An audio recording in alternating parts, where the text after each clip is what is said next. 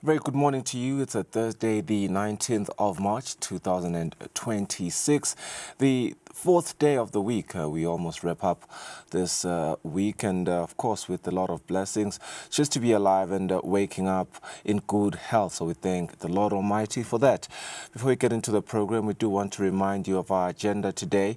We are going to focus on the acceleration, especially that is happening in a country that is accelerating into the digital age, where the question is now no longer whether the children are online, but whether they are protected when they are. So today, with ESCOM, which is the Eswatini Communications Commission, in collaboration with UNESCO, they convened the Child Online Protection Indaba, bringing together policymakers, educators, learners, and child-focused organizations to confront risks that are shaping the online experiences of young people.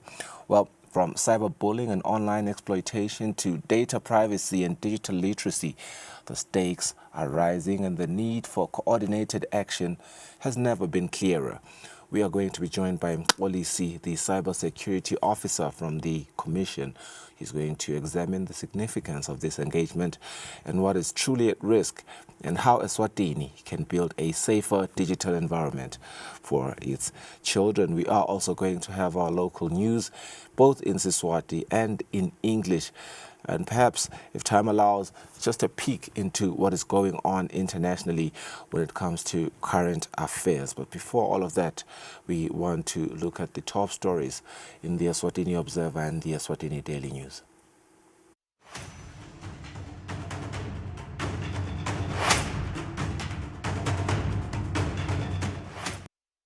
Right, we begin by looking at the top stories on the Eswatini Observer, and here we have as the top story, a suspect serial rapist that has been shot and died. That's it on that story written here. In other stories, illegal gambling syndicate kingpin identified and faces 5 charges. Another Asian suspect arrested at Lobamba. The police learned that some used informal crossings to enter Eswatini. Castle Hotel owner says he didn't know about gambling operation. In other stories, cops bust another illegal mining site, and 800 jobs coming in 4 billion Emalangeni Manzini Arch project. We turn to the back end of the Eswatini Observer for the Thursday publication. The top story, national team shake-up. In Singizini Hotspurs, stars dropped. The quartet axed from Sihlangu squad as foreign-based stars have been drafted. Coach Nuro says omission due to players missing training camp, and he hopes the EFA and the club can reach common ground. In other stories, Build It tournament for under-13 girls. Ministry blames ownership disputes for Big 3 collapse, and blockbuster quarterfinals are set for Mavuso this coming weekend. We look at the Eswatini Daily News publication for Thursday, and the front page headlines are: Global Fund pumps 52 million Emalangeni for Matsapa waste plant. Prime Minister hails investment as the right step for Eswatini's major ambitions. Other stories: Eswatini breaks tourism records through Triland Regional Partnership. Made in Eswatini Fair to empower producers and boost economy. Eswatini receives new UNAIDS country director. The sports news from the Eswatini Daily News. EFA drops Nsingizini stars from Sihlangu dropped stars couldn't be available on Monday's training sessions, and Sihlangu is Morocco bound on Sunday for AFCON's 2027 Eritrea qualifier clash. Ex-Wanderers failed trialist in Premiership orbit college star Tulane Njingane included. Build It under 13 star gets his 10K Emalangeni bursary, and Cup of Nations decision blow for African football. Those are our top stories. We go for a net break now. We'll be back and look at our news in vernacular.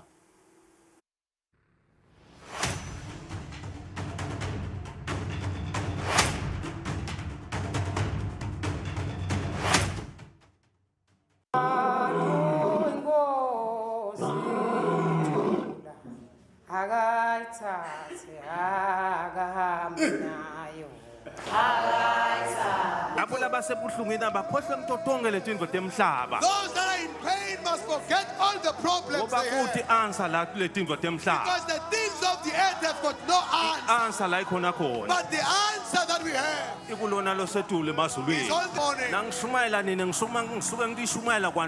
When I'm preaching here, I'm preaching to myself. I receive the Holy Spirit. I declare that a turnaround is coming my way. Turnaround is coming in my life.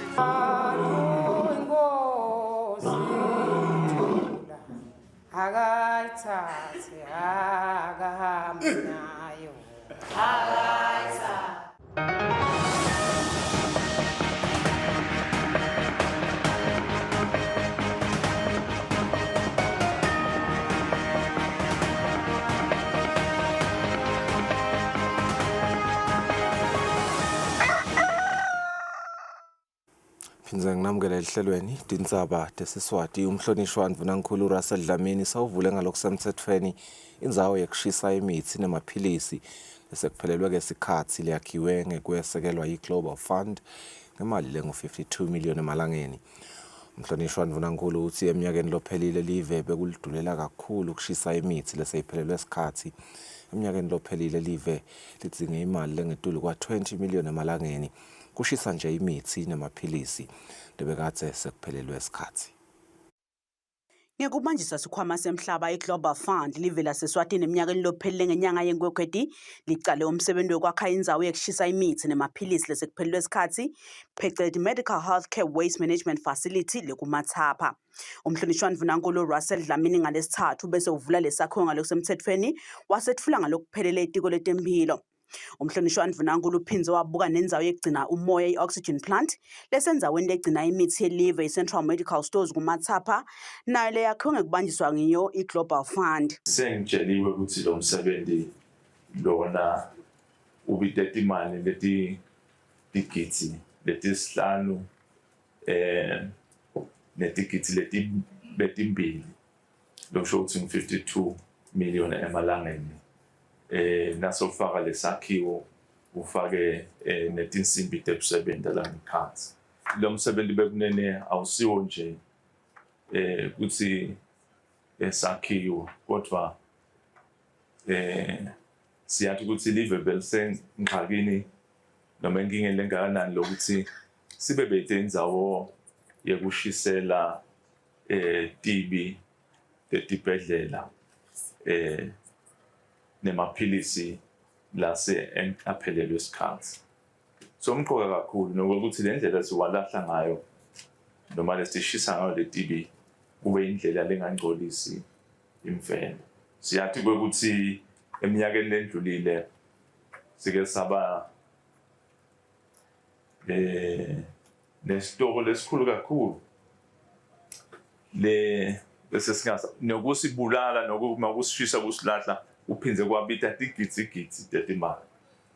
Eminyakeni leyingcile ngengeva lokuthi bekutasibita 22 million ukuthi kusishise nje leti. Lamhlanje nasu ubuka ukuthi sisichithe 52 million emalangeni la bese ubuka lo 22 million lesiyumqhithile kushisa ngaphambili. Uyabona ukuthi kube kuhlakanipha ukuthi sakhiwe lesakhiwo lesi. Siyabonga kakhulu lo mqondo, siyabonga kakhulu ku.70 Indvuna yetiko letempilo umhlonishwa Mduduzi Mathebula yona ithi bekulidulela kakhulu live kushisa imizi namaphilisi lesekuphelelwe isikhathi kumava bomakhelwane. Nakukhulunywa nge-health crisis akukhulunywa nje nge-availability of amaphilisi kuphela, kukhulunywa ngetinto letiningi lokufaka ekhatsi ukuthi kusuka le ku-2008 sinemaphilisi nemithi leya expire legcwele tonke letibhedlela legcwele nale central medical stores. So as hulumende wengwenyama we had to come up with solutions ku-addressa lama problems lasinawo ka-health. Akuti facility noma ikliniki noma sibhedlela leside emaphilisi la expire. Na ubuka ukuthi kusuka ngabo 2008 solo ayabekwa ngoba live bekulidulela ukuthi belingaya liyoshisa kubomakhelwane. So besibeka ke sithemba ukuthi mbengalenyela ngasitaba nayo imali yokuthi sitoshisa. Kepha nako kwathwana kushaya balo kubukwa sakhulumisana netinini enkosi letifake ekhathi bo Global Fund ukuthi bebangasibambisa ukuthi kwendwe lo msebenzi ukuthi kube nale facility yekushisa lamaphilisi. These are critical investments. The government of Eswatini has always needed to export essentially its waste management to South Africa. So now it has the capacity to incinerate waste cleanly and environmentally soundly.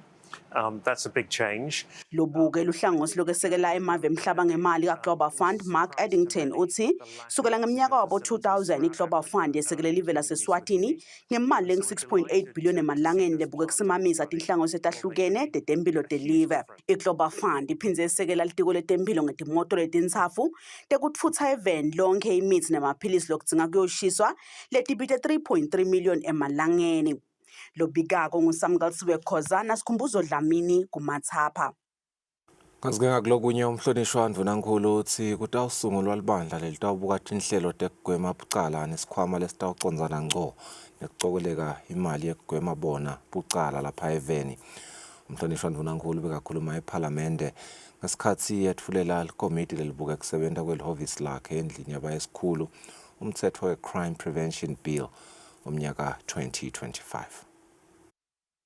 Umhlonishwa Ndvunankhulu Russell Dlamini ngalesithathu wetfulela ikomiti lelibuke kusebenta kwalelo hhovisi endlini yabayesikhulu leliholwa lilunga lePhalamende lenkundla yasemthongwaneni umhlonishwa nathi Hlophe njengasihlalo umtsetfo lobuke kugwema bucala lapha eveni i-Crime Prevention Bill yeminyaka wa 2025.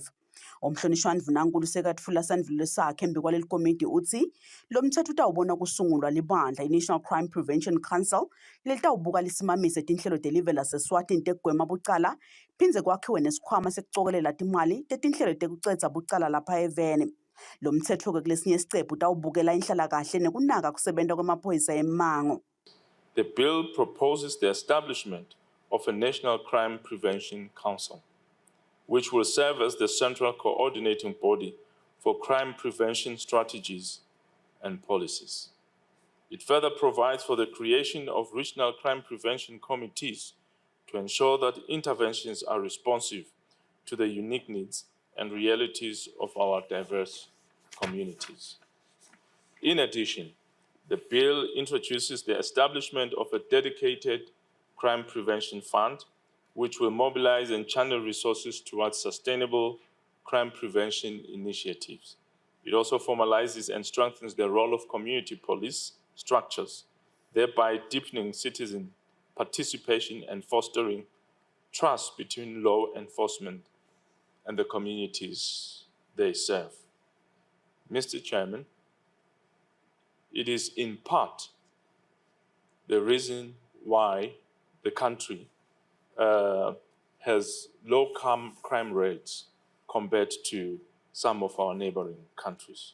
Emalunga besaphawula ngalomthetho emhlonishwa Ndvunankhulu. Ingabe Honorable Chair kukhona yini lokuya ngaku remuneration yabo labo maphoyisa eMmango ngivile lokuthi khona bo safety clothing nabo compensation nema expenses ingabe kukhona yini lokufaka le mali yabo nje liholo labo. Sicabanga ukuthi eMaswati atawujabula kakhulu kuva ukuthi live selihambe lafika la khona libona kukuhle lokuthi lo mthetho lo ube khona. Inqumbi eMaswati bekakubukile mainly le ema community police naloku ukuthi vele thina nje lemakhaya siyaye sisitwe ngibo kakhulu le lapho khona ema-police stations akhashana. So vele mina njengowasemhlamba nyathi I'll be very interested lokho ukuthi nangabe siwaformalizer phinde siwa-strengthena sitawa-assista ngani. Uyayijabulela ukubona umthetho lofana nalo lapho khona sikhombisa khona silive ukuthi asibambisaneni etindzabeni tekulwa nebuqala. Umhlonishwa Mvunankulu uphindze waniketa imphendvulo wathi lo mthetho lo usisekelo sokuncoba bucala lapha eveni. Nike kulamanye amave ukuthi bucala benyuka kakhulu buye tulu kakhulu. Ukhanze ukuthi nalaba labana nebuqala nabo sebalakhathi lokwenda buqala. Umqoka-ke ukuthi kube nezinhlangano letihlukene lokwenda buqala. Ikakhulu at local community level. Ngithi nje vele emaveni lase athuthukile labanye uyukhanze ukuthi kunema watch groups. Khanze ukuthi nje ngabo bayanti ukuthi kuleli viki leli ngibani losilinzelako ebusuku. Kuleli viki leli bobani labalinzako ebusuku. Bona batendela bona. Hayi ukuthi amaphoyisa akekho akhona. But bona bala bayatana bona bayatibona tindvo leseti questionable letendekako. Leli komiti tawuhlala phansi naye umhlonishwa Mvunankulu kudzingidwe kucolwe lo mthetho sicephu ngesicephu ngaphambi kwekuthi uphindze wetfule endlini yabayezikhulu.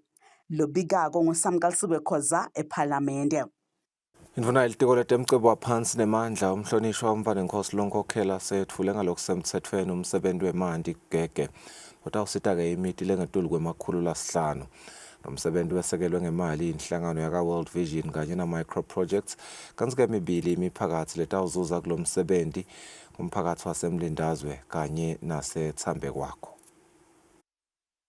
Lakangwane litibophelele kushaligula kamhlaba lesithupha lokuthi wonke abasakhona kuthola imanti lahlandekile ngeminyaka 2030 lo msebenzi wemanti losatfuliwe gega betigaba letimbili sekucala sicutshwe inhlangano yaka World Vision kanti sitawusita imiti lengu-250 sigaba sesibili sicutshwe nge-micro project kanti sitawusita imiti lengu-218. Indvuna ilitiko letemcebo waphansi nemandla uMvanenkosi Lonkhokhela uthi lo msebenzi ucondzana ingcona lokufiswe ingonyama inkosi Mswati wesithathu uthi akube bede eliswati litawuhamba isikhathi lesendlulako ku-30 minutes noma 2 kilometers kuthola imanti.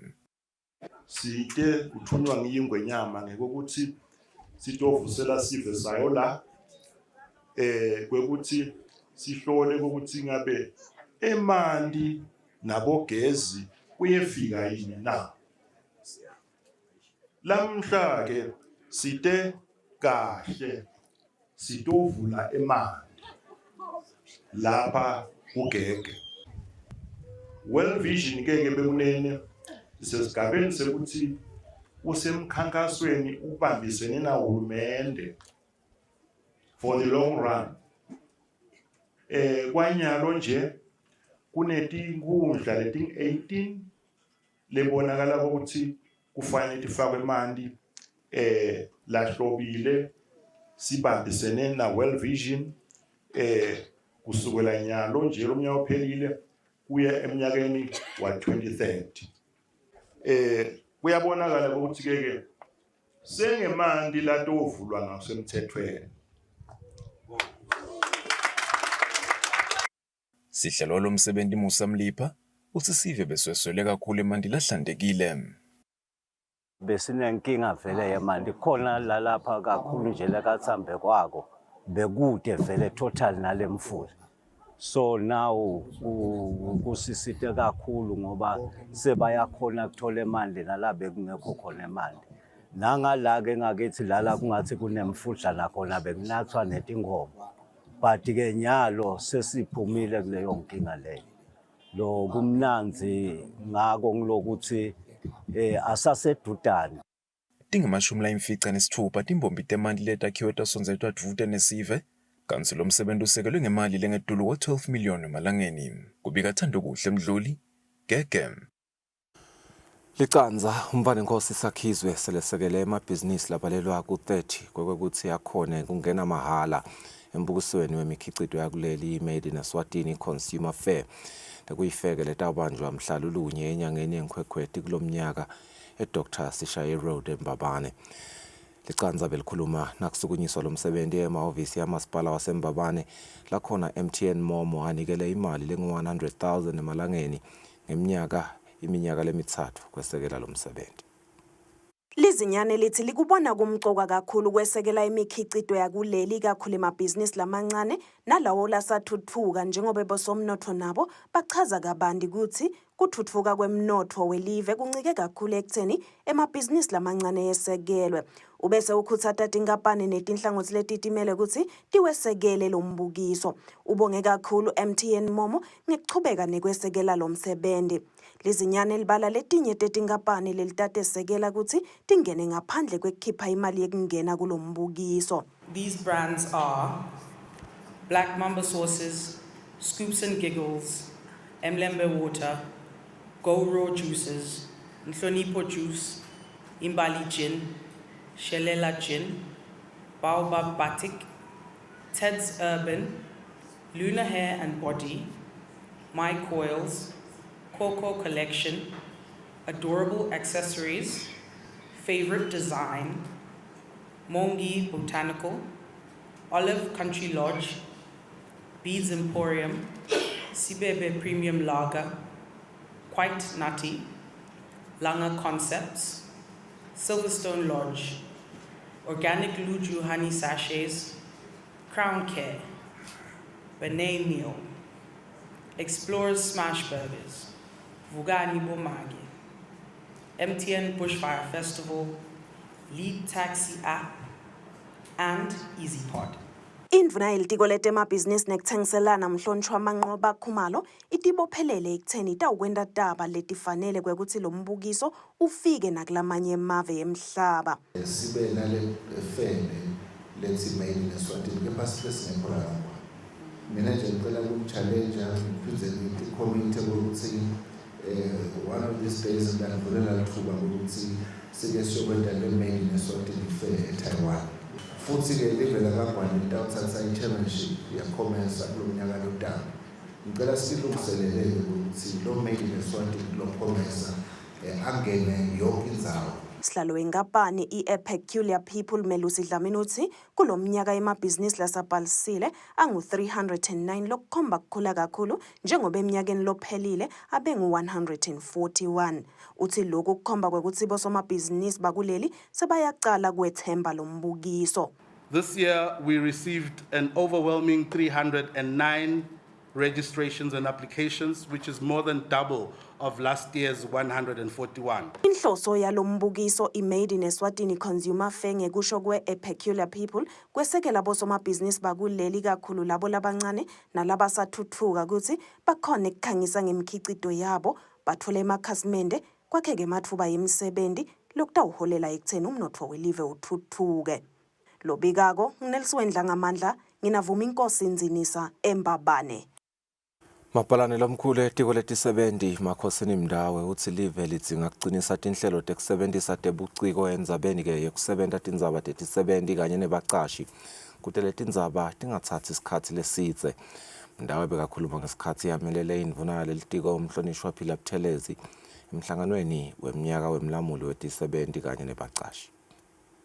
Umlawuli wetindzaba tetisebenzi nebacashi Conciliation, Mediation and Arbitration Commission kafishana SIMAC ngalesithathu ihlanganise tinhlangothi etahlukene kufaka ekhatsi tinkantolo tisebenzi nebacashi emhlanganweni wesihlanu wekubuka tindzaba temitsetfo lengamele tisebenzi nabo bacashi. Indvuna yetiko letisebenzi nenhlalakahle yato umhlonishwa Phila Buthelezi amelwe ngumabhalane lomkhulu kulelitiko Makhosini Mndawe uthi live kumele sale libuka ukuthi tebuchwephesha bungasebenziswa kanjani kule mitsetfo lekhona eveni lebuke tindzaba temalungelo etisebenzi nabo bacashi. Umsebenzi lomkhulu lesubusisako selitiko kwekuthi tisebenzi nato nabo bacashi bahlale phasi bakhulume kungaliwa kukhulunywe kubukwe ama-policies kubukwe imithetho lokufuneka ukuthi ilungiswe. Kulo mnyaka lona nje I think the major topic lebekhona ikhuluma ngayo i-AI, i-digital platform economy ikhuluma ke ngokuthi si accommodate kanjani kule mthetho lekhona lesinayo kunama gaps obviously kule mthetho lesinayo lekawudzinga ukuthi alungiswe kuphethwe la kufanele sikuphethwe khona lo mhlangano ke lona utawubuketa leto tindzaba leto. Sihlalo webhodi yabacondisi kaSimak Mzwandile Dlamini uthi tisekhona tikhebesi letiphatselene nekusebenta tindzaba letitsinza kungaboni ngasolinye kweticashi netisebenti. Ngikuthi nasibuka la sibuya khona and the time that we've done and the work that we've done sesihambile kakhulu ngendzaba tebacashi. But sasikagcini lapho. Simak was also working hand in hand. We are responsible for drafting the Industrial Relations Bill. Leseyikhona nyalo seyihambile na through LLB siyathemba ukuthi itawungena eParliament masinyane. Ikhulumisa tintfo leti bese tikhuluma ukuthi singa-enforce njani ngoba letinye tintfo lesi ma-problems ukhanza ukuthi sinawo is issues ukuthi bantu bayeta setobahlanganisa ku-conciliation ukhanza ukuthi Simak ude mandla la kahle to bring ma-parties together. Umuntu so uhamba ne-certificate of non-resolved dispute na 20,000 uyawuma industrial court kuphele 3 years. So those are the things that the new bill is trying to address. Lo mhlangano utawuthatha amalanga lamabili kanti ubanjwe ngaphansi kwesicubulo lesithi kuqinisa budlelwano lobuphatha sonke sisebenzi ngekulingana nalobumbandzakanya wonke kuletikhathi lapho umhlaba uhamba ngenyawo lebuciko netebuchwephesha. Lobikako nguSamkalisiwe Khoza naSikhumbuzo Dlamini ezulwini.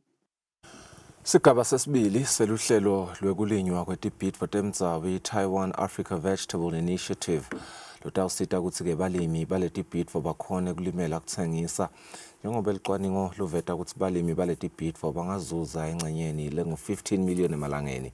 Mabhalanelo omkhulu etiko letekulima Sydney Smelane uthi lolu hlelo lutawuphindze lusite kucinisa budlelwano emkhatsini walolu hlelo kanye nemimango kanye netikolwa. Smelane bekakhuluma emhlanganweni wematiko latsindzekako kanye netinhlangano lobanjelwe kaManzini. Lolu hlelo lwe-Taiwan Africa Vegetable Initiative, TAVI, lwesigaba sesibili lwemali lenganga-25 million emalangeni selutawunaka kakhulu kwesekeleka kwebalimi labalimela kutsengisa tibhidvo letifaka ekhatsi umsobo, umbhidvo wetintsanga kanye nembuya. Mabhalane lomkhulu etiko letekulima Sydney Smelane uthi lolu hlelo lutawusita kutfutfukisa imimango. Lesikujabulela kakhulu la ngole support ukuthi ku-encouragewa lokulinywa kwalama vegetables ke manje asagcini nje ngekuwathatha siwadle. Kutawukwakhiwa ifacility letawukhicita letinhlanyelo talama traditional vegetables ukuze ukuthi leto nhlanyelo sitithathe siyotinika lama farmers ukuthi ayosilimela. Awucabanga nje ukuthola inhlanyelo yembuya uhambe uyoyilima ibe yiningi baniphana ukuthi nakuphuma isikolo bese iyacotshwa iphekwe kahle ibe vegetable batoyidla kanye nalokunye kudla. Sine bese sikuthatha ukuthi akusesintfo lemgcoka le. Iqiniso ke lakhona lithi nawunaka simo sekuphila si-affectwa i-nutrition kakhulu. Sineke sesinakile njengelitiko lokuthi nangabe udla kudla lokutawubade mhlambe lama vegetables uba nenkinga ngoba umtimba wakho ubade kuprotecteka noma kuvikeleka etifeni. Sophia Shang lomelele loncuselele Taiwan kuleli uthi tindzaba letiphatselene nekudla tidzinga kuqiniswa nyalo kakhulu loku kunebudlwangudlwangu emaveni lamanengi. Uthi lolu hlelo lutawusita nekwakha ematfuba emsebenti nekutsi-ke imimango ikhone kudla lokunetitsako letinyenti. Mcebo Mnisi, longu-value chain developer enhlanganweni i-World Vegetable Center, uveta ematfuba lakhona balimi labangawatfola. Sengelicwaningo kutfola ukuthi ibhidvo leti tidzinga kangakanani emaswati. Satfola ukuthi badzinga about 1.5 million kg. Lele bakonfirmile ukuthi kuyadzingeka emarket. Leto tibhidvo tingalinganiselwa ku-50 million emalangeni. So balimi bangatfola ingcenye yalo 50 million emalangeni abangalima tibhidvo tasendle batilimela kutitsengisa. Ikhona kudliwa phindze kubuye enzuzo Kuba khona kwalolu hlelo lapha eveni sekwende ukuthi kube nelibhange letinhlanyelo lokulibhange lelikhulu lapha kulesifundza sakaSadak. Leli bhange ke litawusita ukuthi tinhlanyelo tesintfu titfolakale njalo njalo. Kubika Sondomlangeni kaManzini.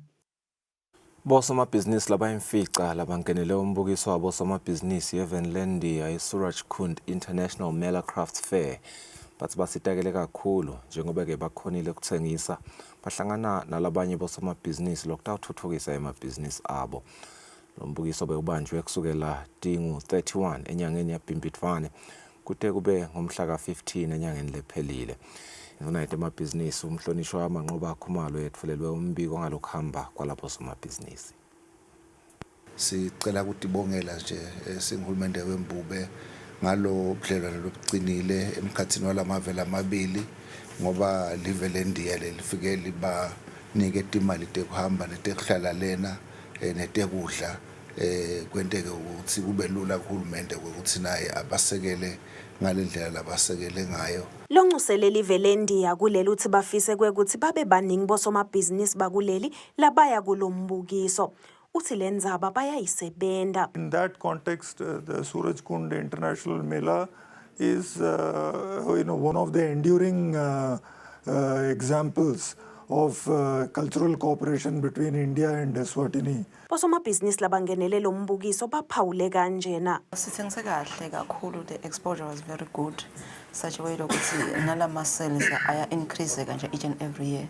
Njengami nje ungisita ukuthi ngikhone kuthola new designs, ngithole futhi nendlela labanye labasebenta ngayo letawenda ukuthi nakimi kube melula. Siyahlangana nalamanye amave sishare ama experiences ethu, sishare nange culture yethu ukuthi ihamba njani. Lokumcoka kimi lokusithe khona bengolanza tindo lesite la kangwane tona. Sitawukhona nyalo ukuthi ibhizinisi yami sengidawusebenza ngcono ngato. Indvuna yetemabhizinisi umhlonishwa wamanqoba akhumalo yithi itawuchubeka isebente nelihhovisi lalonxusele lendiya kuleli ukuthi bachubeke besekelwe kangcono bosomabhizinisi labangenela lo mbukiso. Lobikako nguNelson Dlangamandla kunavuma inkosi Nzinisa eMbabane.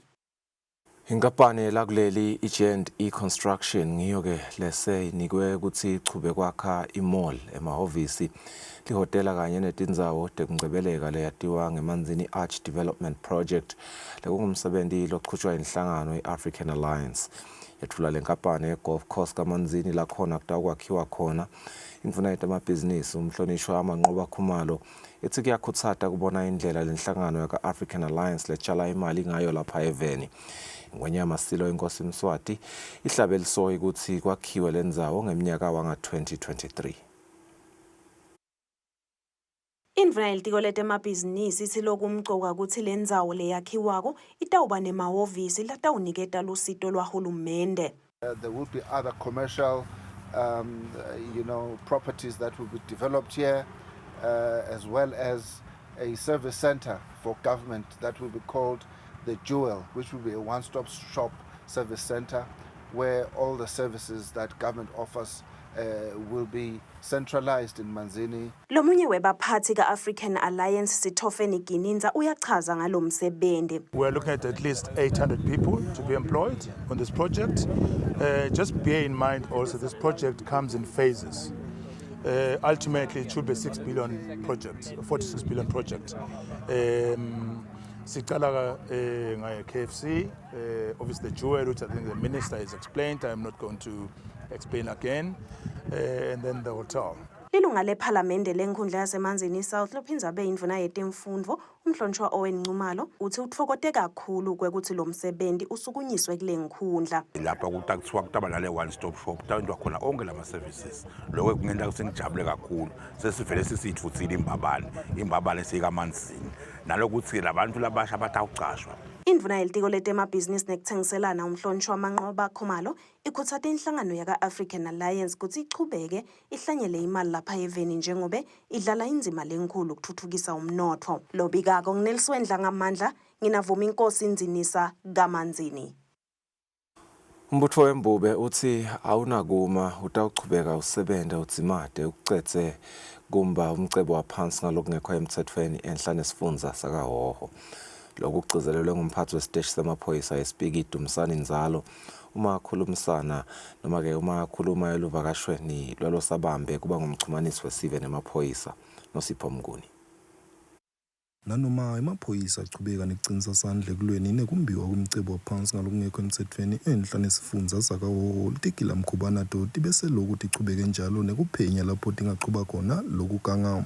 Emaphoyisa asesipiki-ke asachuba umsebenzi wawo ngalesibili akhuthulule lenye yetindzawo la kuchubeka khona lokuganga ePhoponyane. Lena i-follow up operation ye-operation lebekasevele icalile. Lana nje sisePhoponyane la khona lamajalo kuthiwa bozamazama bagubha litshe bese beta nalo la kulendzawo lesikiyo bafike balishaye mahamela balifake emasakeni. Sifikele kitolo ngenhlahla lethu lembi basibalekela baqola lo mena sikhanza-ke emasaka savele abuthisiwe emasaka la 130 lesiwathethe itolo sawamikisa epolice station esipiki sase siyawengcisa siwamikisa ebuhleni. I-operation leqhubekako le lesikutholile abaphinzi babuya la sikhona khona tikhona-ke letinye tindzawo lesasi satoba sukela kiyo kwakhona la ePhoponyane la ngendansi nakhona bathiwa-ke bayawasha sashi that nje emanti la ngala ngendansi kuboPhoponyane amnyama hla amnyama sekhwisha ngokuthi bawashela khona satabasukela nakhona sibabophe. Ngalabanye amagama le operation yabo vele iyaqhubeka kodwa nje-ke sidagcina sibatholile. Nzalo uchubeka uyaveta kutsi umphumela wekutimisela kwabo uyabonakala njengoba nakuleto tindzawo labekatse kwenteka khona lokuganga phambilini letigila mkhuba tisalokotsi ngakona kule ndzawo kungasita kutsi nakhona bachize. Silibona selimile ngale ngetula sesikhona khona nyala sesicize khona. Silibona ngale nombolo yala bathe balala base bavamise kuba khona la. Sebasukile letulu sebafocuse kakhulu ngala. Lokungasisita kulesimo lesikhona la kuthi sibe baningi khona nakhona lesi sitawuzama nakhona sisilingise letulu but nje la lesicabanga singaku-intensify ngama-patrols kakhulu ne-visibility kule ndzawo. Umbutho wembubeketi inhlangothi into timbili kufaka ekhatsi lwaka-osu bathi batibophelele kucinisekisa kutsi kuganga kwalolu hlobo bayakuncoba kulesifunzi kakhulukati ngoba kubeka impilo yetakhamuti kanye nato letigila mkhuba engcupheni kakhulu ngoba kuyingoti kanti futsi babuye basebenzise nemifula kuwasha lakhona emaswati asebenzisa lawo manti ekudleni. Kubika Thabiso Maphanga ePhoponyane.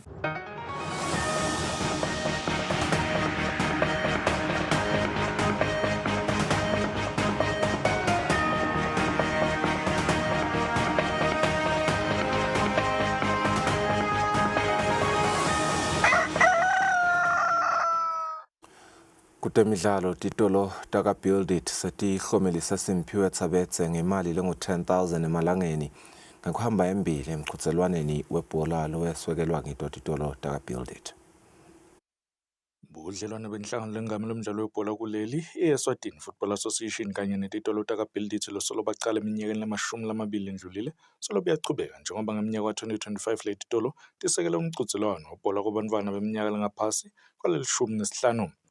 Gladwin Hillary longomunye wabaphathi kuletitolo uthi bona batimisela ukuchubeka nokusekela i-Football Association kuthuthukisa ibhola kubadlali abancane.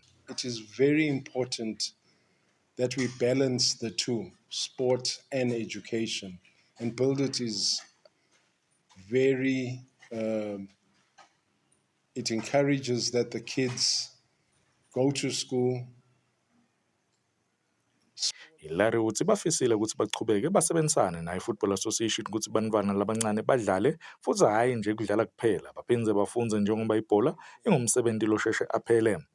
Frederick Mgometulo longumphathi we-Football Association uthi kulo budlelwane labanabo ne-Build It nenhlangano lengamela lomdlalo emhlabeni seyiyade ngabo njengoba kuvelile kubo report ye-amateur football emhlangano sikolwa labo ukhona evikini lephelile kuleli. Bonga kakhulu nje ikakhulukati sibonga donatota ka Build It njengoba emalangeni lambalwa lengcile sibe nemhlangano sikolwa nebaka FIFA ekuyinhlangano lephethe ibhola emhlabeni lapho kuvele khona kwekuthi lemncintiswano waka Build It noma le Build It lekungilena hlelo lokuthuthukisa ibhola kangwane lungilolunye lolibonakalayo ngisho emhlabeni ukuthi lifake isandla lesikhulu kakhulu ekutheni lwakhe badlali. Lokho kusho kona kuyinkomba ukuthi ihlelo laka Build It akusasiko nje ukuthi silwate event kangane kuphela seliyatiwa nasemhlabeni. Ukubonga kakhulu kunomsebenzi lomuhle labawendle bakaBuild It. Simphetha bethe lo nguye lotholile imali ubonge kakhulu umceceshi wakhe weqembu leRoyal Party kubadlali abancane waphinze waveta ukuthi ufisa ukudlala indlule bobu wakhe Mpile Tsabetse lwakwadlalela ikhethelo lesive. Ngiva bathi ubeka dlala ngisho Phinze angikapteni owaya emavini amakhulu u-Egypt ofike wadlala khona ngiyamaralisela nalo ngajabula kakhulu wabona nje basifindli ongalalisela wathi ufuta mina ufana nebeyasha start. Le mali lengu-10,000 emalangeni tawusita yena Tsabetse ekubhadaleni school fees kanze ngekusho kwakhe eMgometulu babuka ukuthi namantombazane asale adlala kuwo lo mcuzelwano. Lobikako Linda Dlamini eMbabane. Laba khulumela emacembu ebhola bathi iyawulala ibonene esigabeni sama-quarter finals kuNgwenyama Cup. Lapho la khulumela lamacembu abo bavete lokhu ngesikhathi kuthonisana emacembu la yodlala sona sigaba sama-quarter finals alenzebe. Lakhona eNsingizini noma ke iMbabane Highlanders iyawudlala neMsumbe Manchester bese iMbabane Swallows yona idlala neYoung Buffaloes. Malandi Chiefs idlala neManzini Seabirds bese kuthi iGreen Mamba idlala neMoneni Pirates. Sezivile indokodo emuhle bathi bona bamconga ukuthi bakhiphe abantu bafika ama-finals last season. Nako baqale nge-Royal Partner bafuna khipha thina sesafika ama-finals. But thina siMoneni Pirates we know very well ukuthi sitawufaka konke amandla and sitawukhona ukuthi sinqobe yona le game le. Sine start ilungiselela kahle ukuthi make sure ukuthi iMoneni Pirates eliminate njengoba sibuya previous game besidlala nawo ema-champions sawa eliminate nabo laba bebaku-final last season. So kufuna ukuthi nabo siba eliminate ukuze nathi sitawukhona ukuqhubeka songena kuma-semi-final ngoba thina indlela yethu iphupho vele ukuthi siyofika kuma-finals ayelo tournament. Ngifose yena ngiyakutshela kona iManzini Seabirds sekuma-semi-final ukuthi sengiyodlala bani ama-semi-final angaki. Sine ngala knockout siyimalandi Chiefs laveni nje jikele sinemlando nomuhle. Njengalo asho umfoko kacebe ukuthi bekacela ethile cha ngitshelile wathi ufisa imalandi manje imalandi awuyifisi knockout. To be honest, Imbabane Swallows were so much excited to draw Young Buffaloes, especially because Young Buffaloes iqembu lesilatiko iqembu lesitawukhona nekulungiselela cishe amaqembu lamabili latanabo. Ngiyathemba sithi bangumjalo lomnanzi nembala nje ngoba bathi kuyadlalwa vele kutawendeka kanjalo. Nawudlala ngaleso udlala team lenkulu so wonke umuntu uyadingisela wonke umuntu brings an A game so kuyi-advantage ke ngoba kona lokho kusesini so udlala game. I'm sure ngithi nalamanda dogs wona ungabona opposition but league yehlukile. I'm sure ngithi nalamanda dogs but we prepare for them. Sitephetha kanjalo Ndzabate Eswati sitaba hlola imakethe nasibuya sitaxoxisana namxolisi Dlamini loqhamuka kumlawuli weTekuchumana.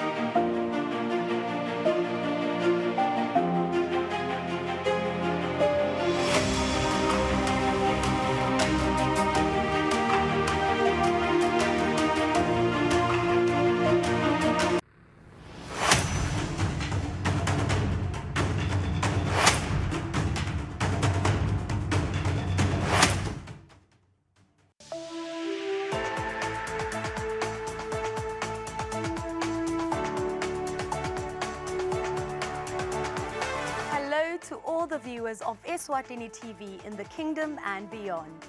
Eswatini TV is regulated by the Eswatini Communications Commission through the Broadcasting Code and Broadcasting Guidelines. Under these instruments, the station commits to broadcasting information and news that have been fact-checked, programs and content in respectful language with no elements of hate speech, violence or sexual activity. If you hear any unsuitable content on this channel, you have a right to voice your complaints with the station management. Should you not be satisfied with the response or action taken, you can escalate your matter to the Communications Commission at PO Box 7811 Mbabane. call 2406 7000 or send an email to info@esccom.org.za. For more information, visit www.esccom.org.za.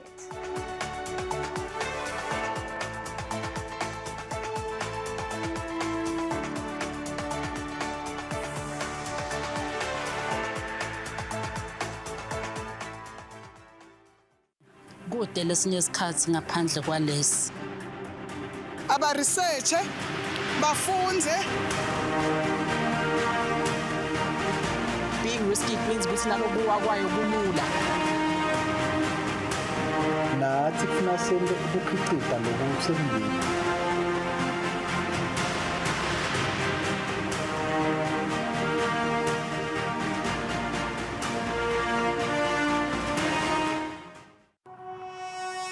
When you choose your adventures, you do so with an open heart and a desire for the unexpected.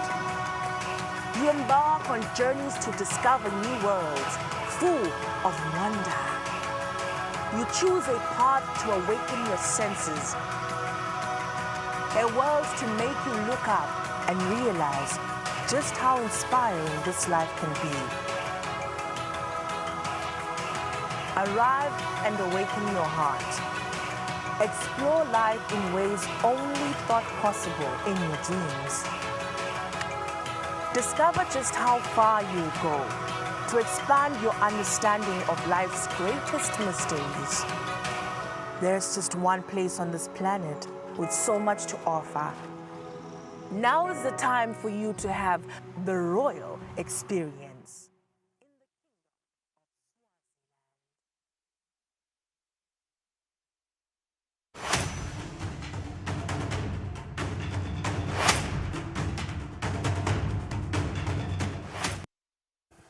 KBS Live interview, thank you for staying with us as the Kingdom of Eswatini deepens its digital footprint. A new responsibility emerges, and that is one that goes beyond connectivity and innovation. It is the responsibility to protect. And today, Eswatini, in partnership with UNESCO, convenes the Child Online Protection Indaba, bringing together government, educators, learners, and child-focused organizations to confront the realities of children navigating the online world. From cyberbullying, exploitation to privacy risks, as well as the digital literacy, the conversation is no longer optional, but it is very, very urgent. At the heart of it all is a simple but powerful goal to ensure that as our children log online, they do so safely, confidently, and with the tools to thrive. Joining us now is Mxolisi Lamini, the Cybersecurity Officer at Eswatini, to unpack the significance of today's Indaba and what is at stake and what comes next. Ngosi, welcome to the program. Thank you so much for making time. Thank you so much for having me. Yeah, maybe let's start with the purpose of the day, and that is the Child Online Protection Indaba. Why is it important now for Eswatini? Okay, so the Indaba is just a culmination of a series of events that the Commission, in partnership with UNESCO, has been having in the past year and a half, where we've been visiting schools and bringing about responsible digital citizens. As you might be aware, Malo, we had a surge in terms of cyberbullying and other cyber-related offenses among the young people. So it was imperative that the Commission, in partnership with UNESCO, goes out, and other partners that we have, which is the DPM's office, the Ministry of ICT, the police. We go out to these different schools across the country and just sensitize young people on the dangers, the repercussions of, some of the things that they experience online.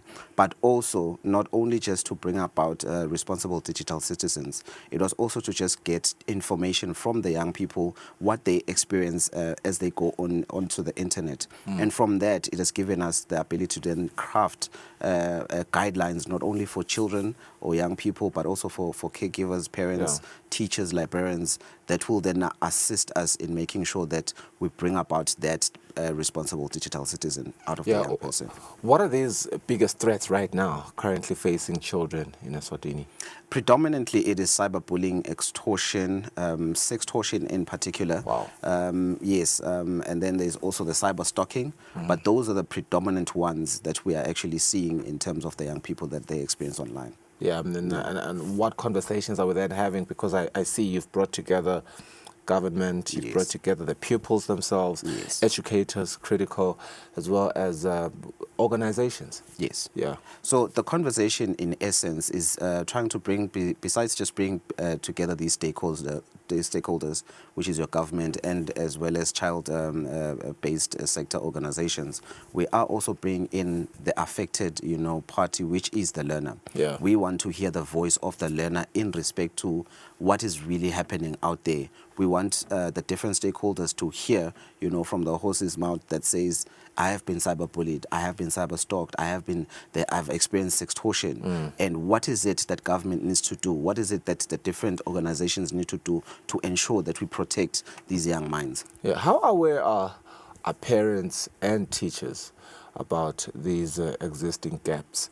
And, how do we go forward informing those in terms of digital literacy? Okay, that's a very interesting conversation, Nxumalo, that you're touching on. Parents have been a bit lagging when it comes to digital literacy or being present for their children and, giving oversight to young minds in terms of the digital space.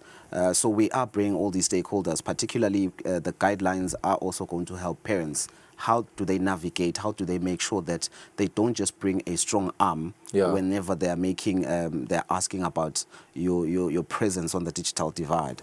They are going to be guided by these guidelines to say, this is the conversation that you need to have with your young person, and this is how you can, initiate that conversation. What are the things that you need to look out for? What are the tools that you can use to monitor, your child while they're going online? Yeah, beyond today's interventions, what practical interventions or policies should we look forward to seeing, especially implemented in the near future? So the guidelines will be, put in place in the different schools. And then on top of that, we also have the Child Online Protection Strategy. There are other pieces of legislation. As you know, the Commission is mandated to also issue out applicable standards within cybersecurity to ensure that we protect not only the young minds, but also critical information infrastructure in the country. So there will be standards that are going out there. In this coming year, we will be rolling out the guidelines, bring about, socializing them, not only to the teachers, but also to administrators, school administrators, librarians, parents, and the learners themselves. And how would you, if it's an interesting dynamic indeed, because I myself have nephews and nieces, and I see just how glued they are on their phones, particularly being online.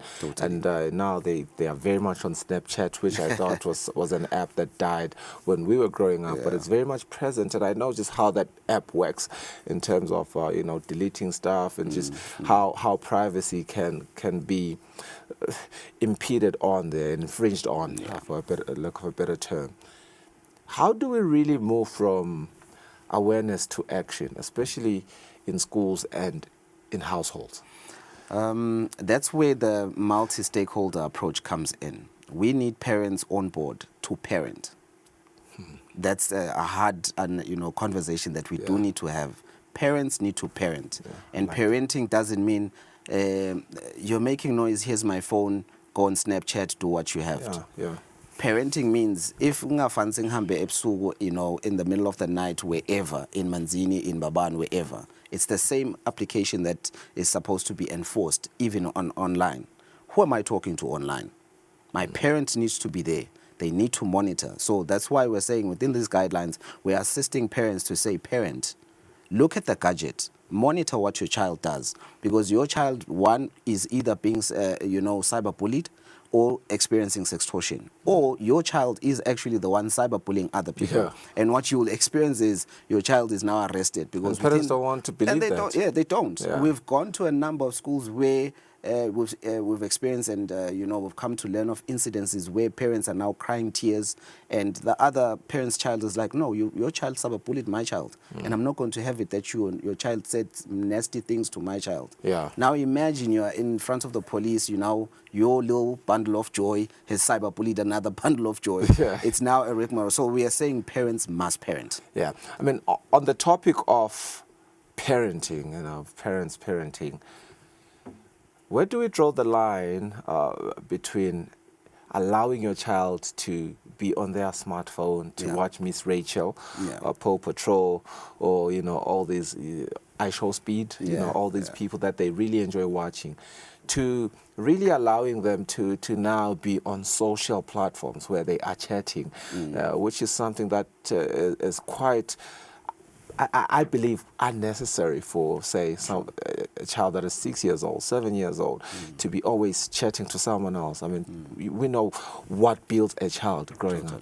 Totally. So part of the regulations, or part of what we are advocating, is that you need to also minimize the screen time for a child. A child needs to go out and play with sticks and stones. They need to also tap into technology so that they can advance. Absolutely. Right now we're talking about monetizing in Eswatini, monetizing our content, so we will never know which next star will come from, But also, as a parent, you need to be able to just say, bring a balance in terms of what your children or your child is experiencing online. The monitoring is very important, and it's critical so that you know what dangers your child might be facing. The good of the internet is there. The research, the different literature reviews that you can actually have as a researcher, there's a ton of information. It's just that we're saying, please make sure that your child takes the right path, accesses the right resources on the internet, and uses it for their benefit, not to their detriment.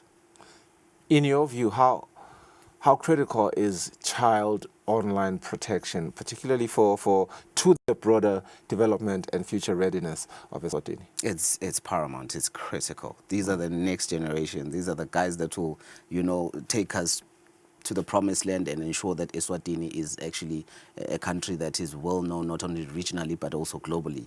So if we don't harness and protect the future mind by making sure that they tap to the right resources and not the wrong resources, then we'll be shooting ourselves in the foot. This is our future. So it is critical that we protect the future. We teach and navigate and help them navigate the internet, the digital space in a more responsible way, and making sure that they tap into the right resources. It is easy for them. You look at other nations, you find that they've enforced a lot of laws that are limiting children to be on social media. Currently, it is opened up for us because we want the young person to explore as much as possible, but the right exploration, of the internet and its use. I mean, when you conduct an eye study on some of the family dynamics, especially today, you realize that it is a fact that a lot of parents have left their children with their grandparents, but due to many reasons. Some of these parents are in Asia. We know a lot of them are in Asia. Some of them are in the United Kingdom, but they're just everywhere. Some of them are in town, and they've left the children with their bokoko and mkulus in the rurals. And these parents have this approach to parenting where they believe, I want my child to be tech savvy, even when I'm away. And so they buy them these latest smartphones. They always send them data or install Wi-Fi there. But I'm not too sure Bokoko and Abomkulu are hip to really, being able to help the child navigate these things. How do we strike that balance?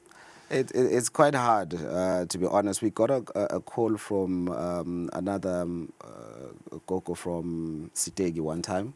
It was live on air, and she said, "I sengikhulile. Angikwazi ukusebenzisa labo Facebook babo."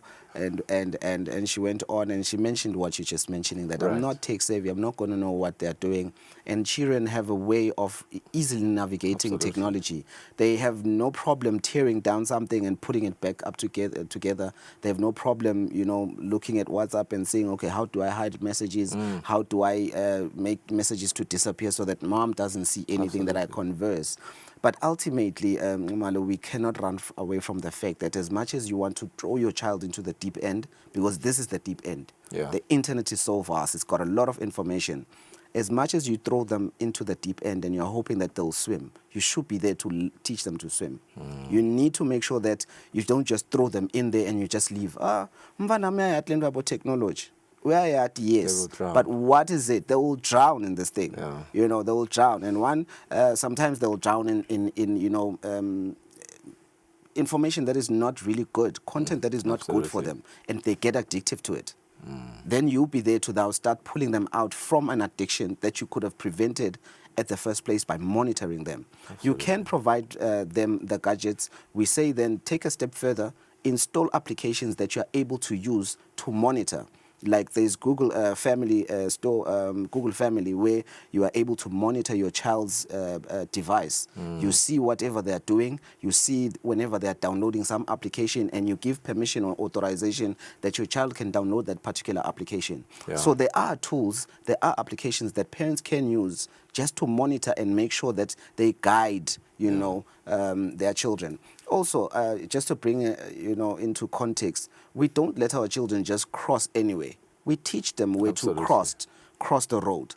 This is where you cross the road. You look left, you look right. That's the same principle we're taking to the internet. Before you click, look left, look right. Are you sure you're not going to harm someone by that chat, by that post? Yeah. So stop. So these are the things that we're trying to inculcate in the young person to say, you need to think before you do any action. Yeah. You need to make sure that your reputation is intact, because whatever they post today might impact them tomorrow.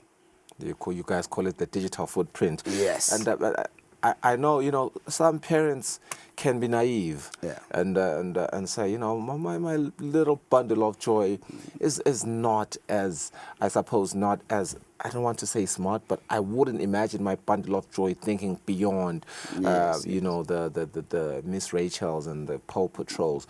But I'm just thinking back to myself, way before smartphones were this accessible or even this affordable.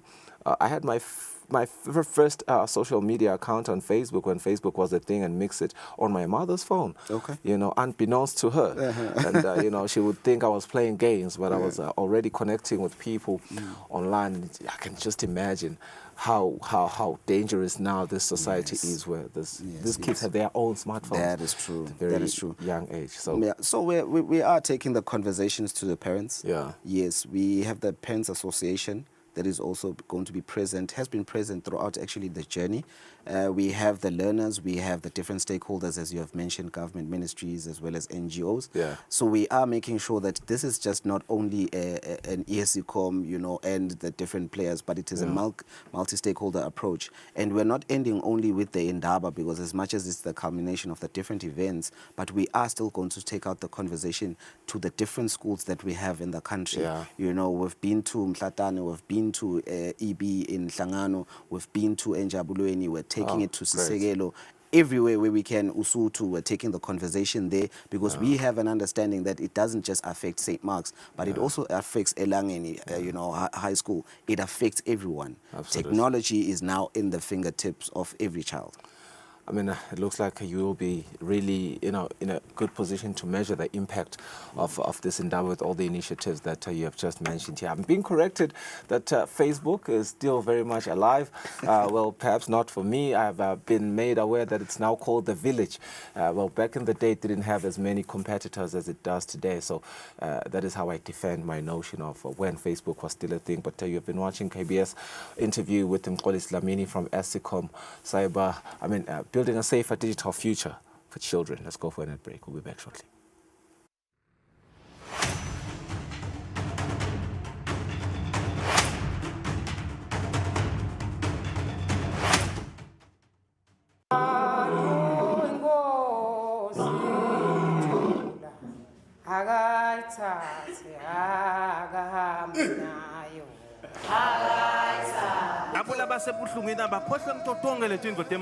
Those that are in pain must forget all the problems they have. Because the things of the earth have got no answer. But the answer that we have is all morning. When I'm preaching here, I'm preaching to myself. I receive the Holy Spirit. I declare that a turnaround is coming my way. Turnaround is coming in my life.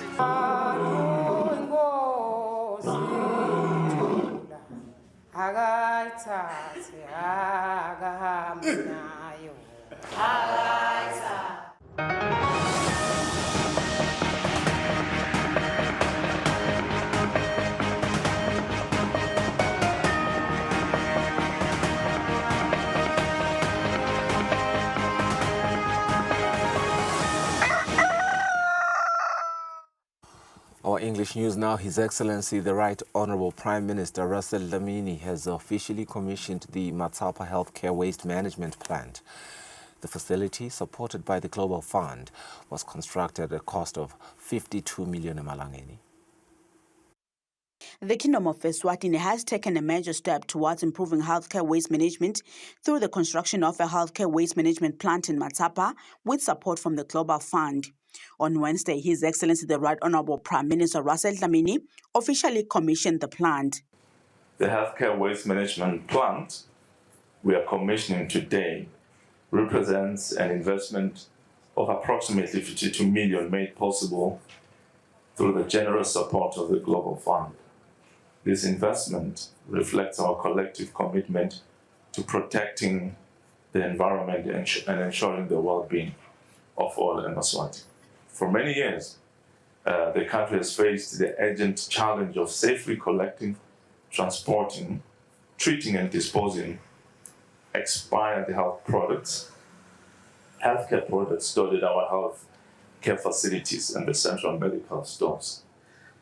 Through the generous support of the Global Fund and with the strategic leadership of NHR, the Minister of Health and the Matsapa Town Council, this vision has now materialized in the form of a centralized healthcare waste management facility. This partnership with the Global Fund is a good example of effective collaboration between government institutions and development partners.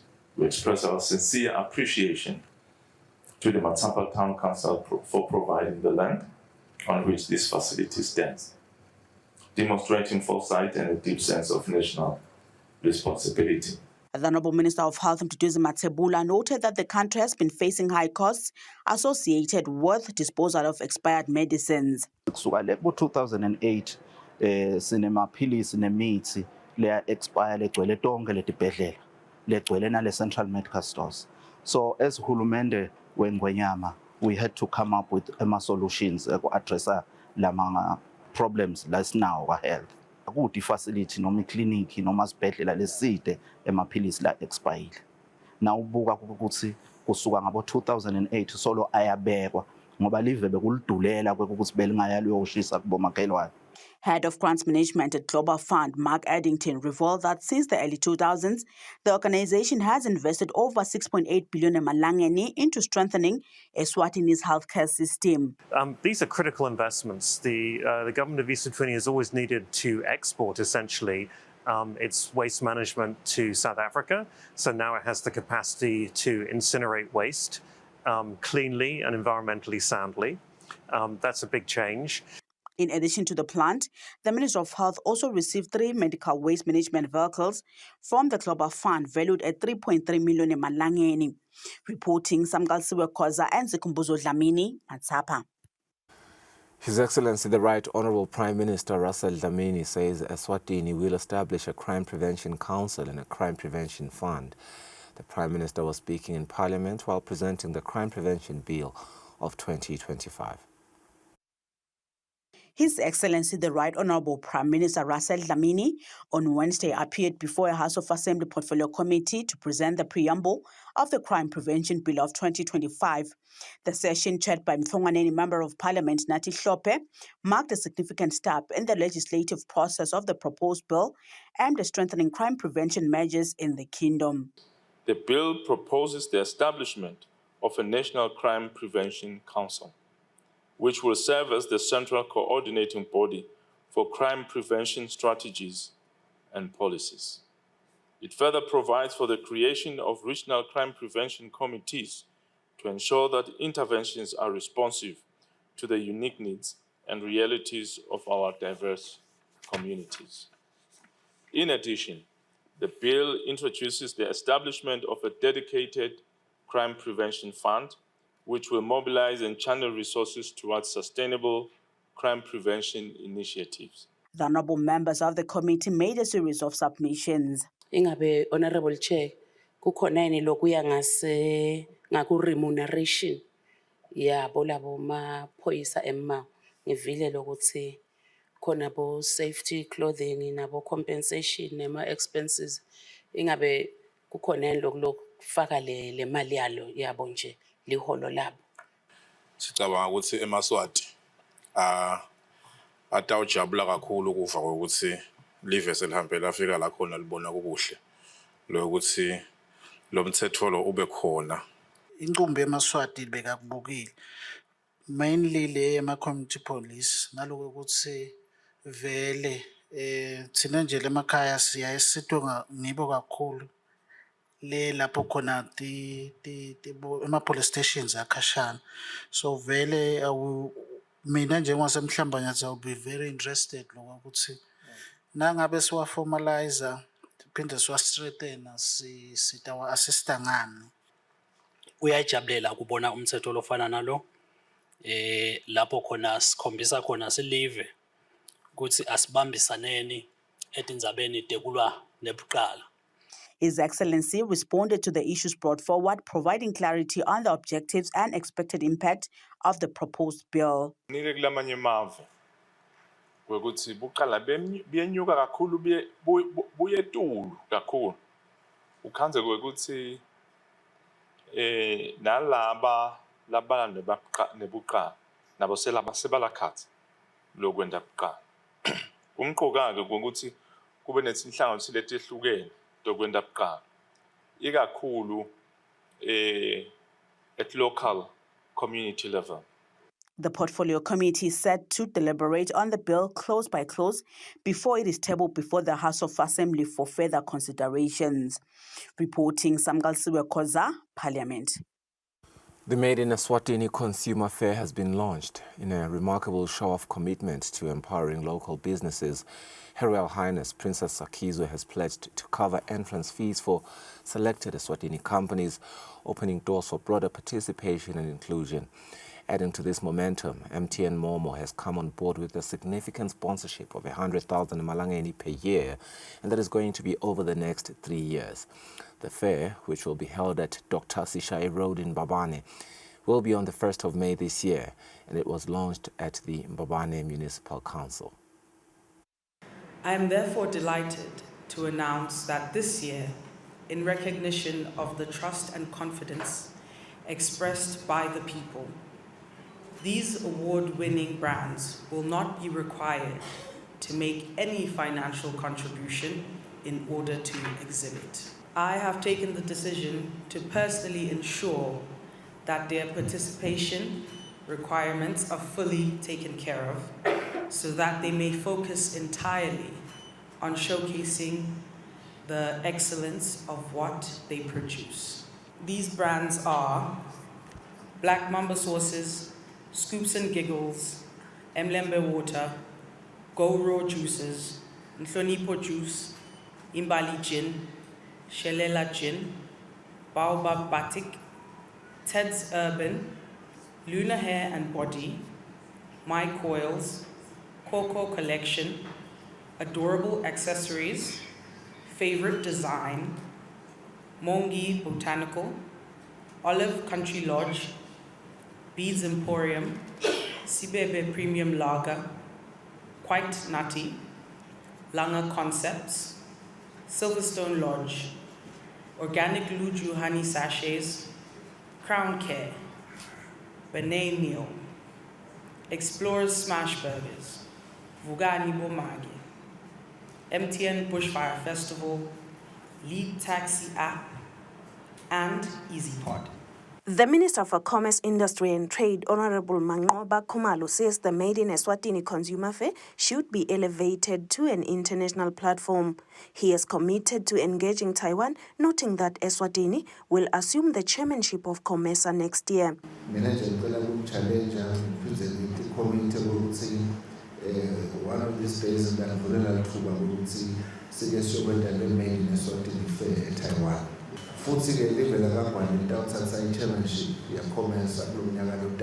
He added that he will advocate for the Made in Eswatini Consumer Fair to be hosted across the COMESA region. Meanwhile, chairperson of A Peculiar People, Melusi Dlamini, says they have so far received over 300 registrations for the fair. This year, we received an overwhelming 309 registrations and applications, which is more than double of last year's 141. This is a clear signal of growing confidence in the platform.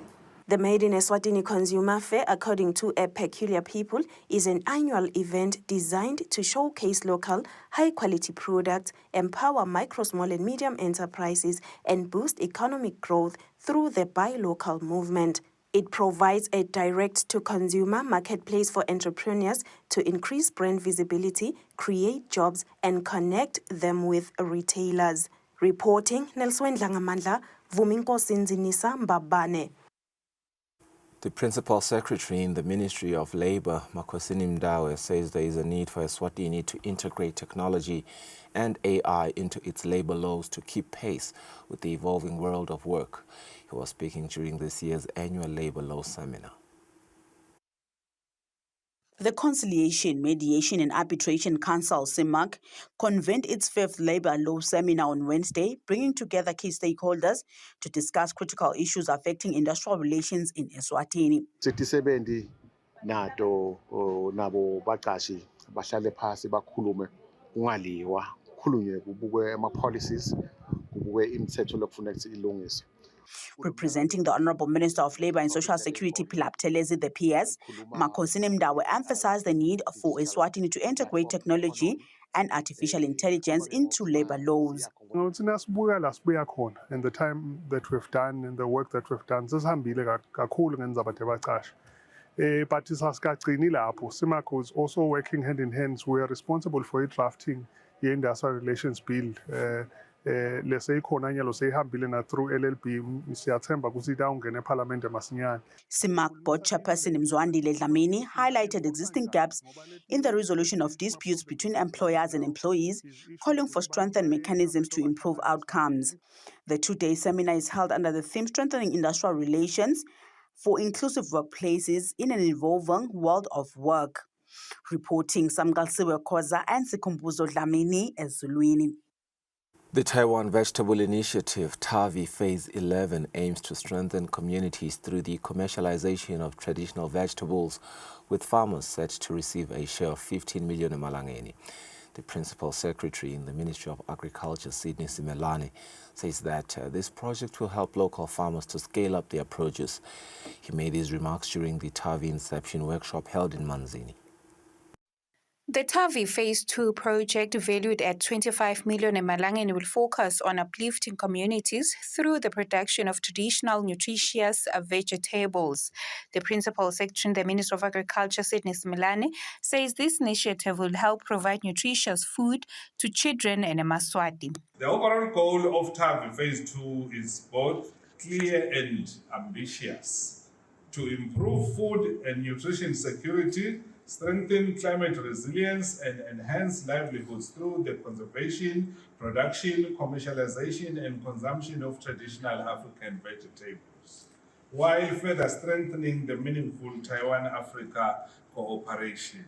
Sophia Cheng, representing the ambassador of Taiwan to Eswatini, says strengthening traditional vegetables is crucial as global challenges in other countries may present new risks and uncertainties. Mcebo Mnisi, a value chain developer at the World Vegetable Center, explains the opportunities that farmers can tap into through this initiative. Our research, we found that the Emaswati, they are looking for a consistent demand, which would be about 1.5 million kg per year of pumpkin leaves, followed by amaranth, which is about 500,000 kg, and okra.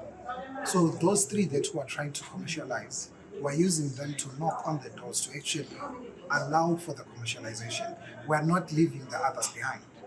So those others can also be part of the basket for traditional African vegetables to ensure that traditional African vegetables, as being superfoods, they can be available to the consumer's plate. The TAVI project, which is implemented in countries such as Mauritius, Tanzania, and Eswatini, has helped the kingdom establish a state-of-the-art gene bank, considered one of the most advanced in the SADC region.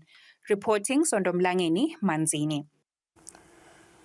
G&E Construction has been given the tender to lead the construction of the Manzini Arch Development Project at Manzini Golf Club by the African Alliance. The Minister for Commerce, Industry and Trade, Honorable Manqoba Khumalo, made the announcement, adding that the project will cost around 4 to 6 billion emalangeni, especially the early phases. His Majesty King Mswati III officially commissioned the project in 2023. The Minister for Commerce, Industry and Trade says in addition to all the other projects in this development, what is key is the centralized government services that will be provided. This project will be done in many phases. The first project that we will see immediately is a drive-through KFC, but there will be other commercial properties that will be developed here, as well as a service center for government that will be called the Jewel, which will be a one-stop shop service center where all the services that government offers will be centralized in Manzini, and we have actually started working on the modalities of that. Partner at African Alliance, Sithofeni Gininza, outlines the impact of the project on the local economy. We're looking at least 800 people to be employed on this project. Just bear in mind also this project comes in phases. Ultimately, it should be a 6 billion project, a 46 billion project. Sikala KFC, obviously the Jewel, which I think the Minister has explained. I'm not going to explain again.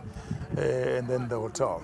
Meanwhile, Manzini South Member of Parliament Owen Nxumalo has welcomed the investment. He says the centralization of government services in Manzini is a major advantage as it will bring essential services closer to the people. Lapha kuthiwa kutaba nale one stop shop kuthandwa khona onke lama services lokho kungenda kusengijabule kakhulu sesivele sisithuthile imbabane sikaManzini nalokuthi labantu labasha abathi awucashwa. The Manzini Arch project will cover 28 hectares of prime land, promising to inject substantial economic growth into the city. This is a multi-phase development, according to the ministry, with the first phase alone valued between 1.4 billion emalangeni and 1.6 billion emalangeni. This phase is expected to create approximately 1,200 jobs during construction. Reporting, Nelson Dlangamandla, Vuminkosi Nzinisa, Manzini. The Manzini Magistrates Court Principal Magistrate David Khumalo says next week he wants the Crown to come forward and explain the challenges that they are facing as they have still not filed the complete extradition application for the businessman from China who was arrested in the country, Jin Huyun. Reporter Fortune Langamandla follows this matter with a full report. The Principal Magistrate David Khumalo says the Crown must again explain how much time it still needs before it is able to file the application for the extradition of the businessman to his home country. Principal Magistrate Khumalo made these remarks after Principal Crown Counsel Macebo Nxumalo has that the matter be postponed. Nxumalo explained that China has still not submitted the complete application for the accused to be extradited to his home country. Nxumalo says they had hoped the application would have been submitted within 2 weeks, but China has still not filed it. The lawyer representing the businessman asked that the matter be dealt with urgently. Principal Magistrate Khumalo then ordered that the businessman return to court next week, Wednesday.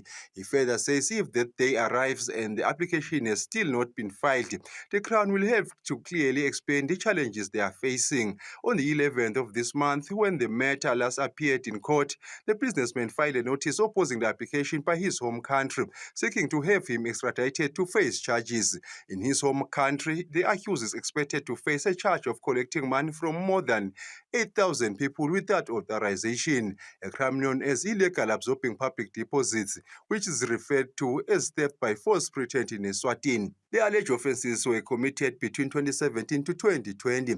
In China, the accused is alleged to have opened a pyramid scheme through which he collected more than 3 billion emalangeni from members of the public.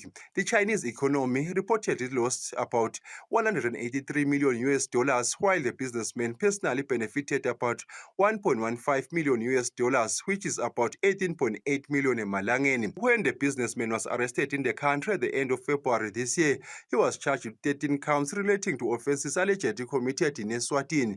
The Crown now wants to add 14 charges of money laundering. Meanwhile, at the High Court, the court has dismissed an application by a police officer who was seeking 3.5 million emalangeni from the government. The police officer cited the Commissioner of Police, the Office of the Director of Public Prosecutions, and the Attorney General's Office. He was complaining about unlawful arrest, unlawful detention, and malicious prosecution. The police officer, Monge Mazibuko, had approached the court seeking compensation after he was arrested and later acquitted of all charges. He had been accused of entering police exhibit room and stealing dagga. Mazibuko, who was working for the Royal Eswatini Police Service, was arrested in 2012. He faced charges including housebreaking, theft, defeating the ends of justice, and money laundering. However, when the matter went to trial, the High Court acquitted him of all the charges in 2022. Out of the 3.5 million emalangeni, he was claiming 1 million emalangeni was for unlawful arrest and detention, 1.5 million emalangeni was for malicious prosecution, a further 500,000 was for loss of earning, and the last 500,000 was for general damages. After analyzing the evidence presented before the court, High Court Judge Mamsi Dlamini said the issues to be determined in the application were whether Mazibuko's arrest had been lawful and whether the prosecution against him had indeed been malicious. Judge Dlamini also raised concern about the wording used by Mazibuko's lawyer in the application. She says the terms such as malicious prosecution and detention are not appropriate when referring to current application. She says the use of incorrect wording in the application can also result in evidence being presented that does not directly relate to the application. Judge Dlamini further said there was no evidence presented to support the claim of malicious prosecution. She says Mazibuko merely told the court that those who arrested him had bad intentions. Reporting Fortune Dlangamandla, High Court.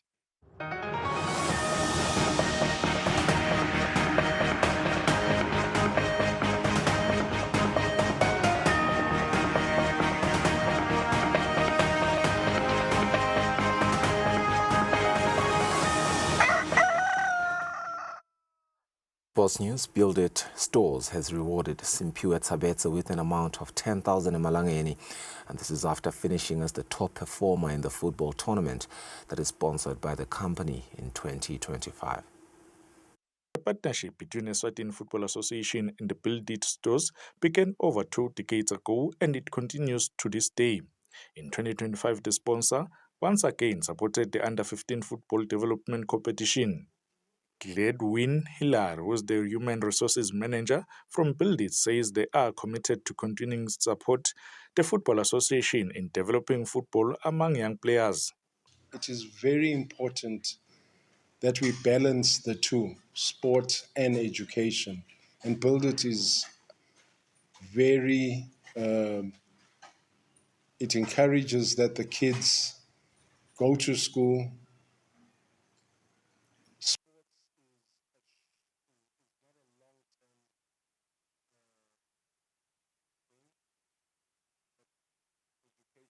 We hosted a 2-day program with FIFA for the analysis of our amateur football environment. And in this program, the project and program for Build It was highlighted as one of the major programs that has contributed to the development of the game. The highlights are now with FIFA as we speak, showing that the Build It project has a global reach and has a global recognition in terms of what they've done for the game in Eswatini.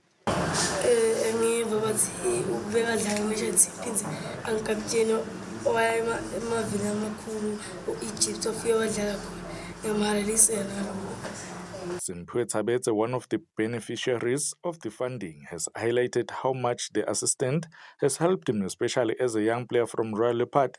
He also expressed his wish to follow his footsteps of his father, Mpile Tsabetse, who once played for the national team.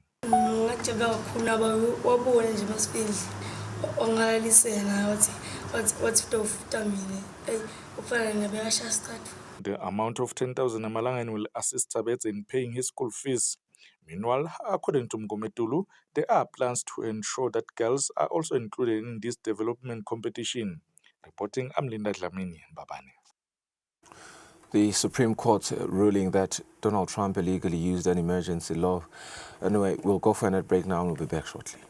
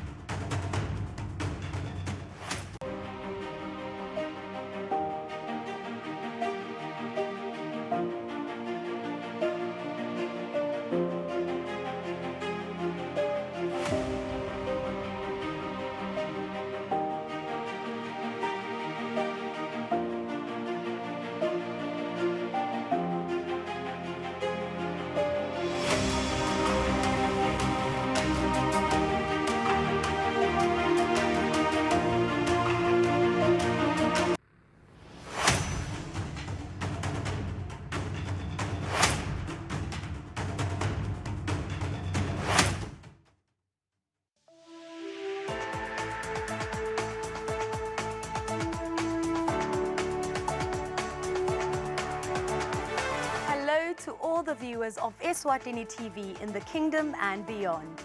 Eswatini TV is regulated by the Eswatini Communications Commission through the Broadcasting Code and Broadcasting Guidelines. Under these instruments, the station commits to broadcasting information and news that have been fact-checked, programs and content in respectful language with no elements of hate speech, violence or sexual activity. If you hear any unsuitable content on this channel, you have a right to voice your complaints with the station management. Should you not be satisfied with the response or action taken, you can escalate your matter to the Communications Commission at PO Box 7811 Mbabane. Call 2406 7000 or send an email to info@esccom.org.za. For more information, visit www.esccom.org.za.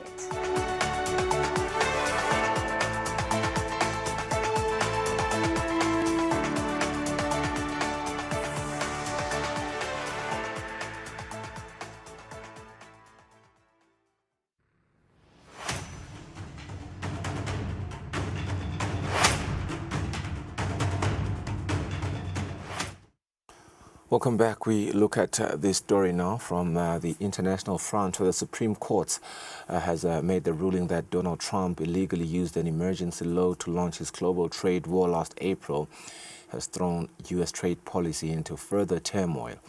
As the president scrambles to chart a new path, we look at what a year of threats, tariffs, retreats, and deals both concrete and nebulous have accomplished. For President Donald Trump, few things appear to matter more than tariffs. Tariffs. Reciprocal tariffs. A lot of tariffs. The most beautiful word in the dictionary is tariff. Now his signature policy has hit a roadblock. Trump's biggest legal defeat since returning to the White House. The Supreme Court striking down President Trump's tariffs. It's a major blow to President Trump's economic agenda.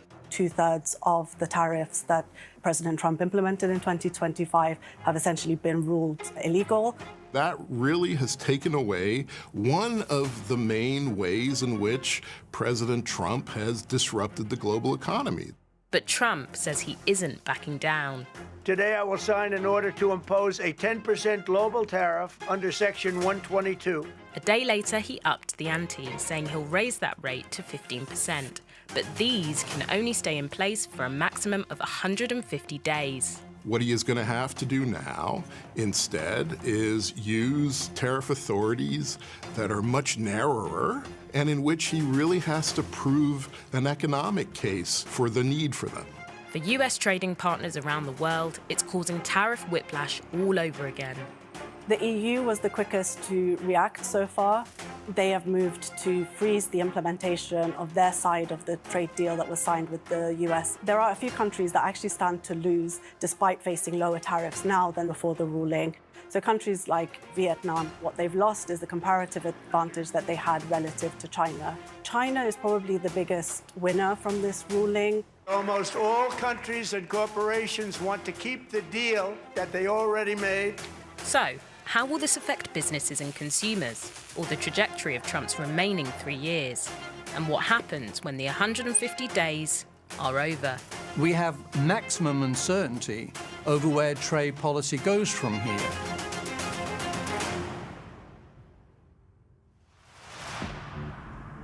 This wasn't a battle before the Supreme Court between President Trump and China or a faceless corporation. The main plaintiffs who challenged these tariffs were a toy company, Learning Resources, and a whole coalition of other small businesses who really felt like President Trump and his tariffs were an existential threat to their businesses. At the centre of the fight was a law called the International Emergency Economic Powers Act, IEPA. It allows a president to regulate some aspects of commerce after declaring a national emergency. Trump claimed that it gave him the power to immediately put a tariff of any level on goods from anywhere, and the Supreme Court ruled that just wasn't the case. What the court didn't make clear is what happens to the money already collected. Essentially, the Supreme Court ruled that the U.S. collected $170 billion in tariffs unconstitutionally.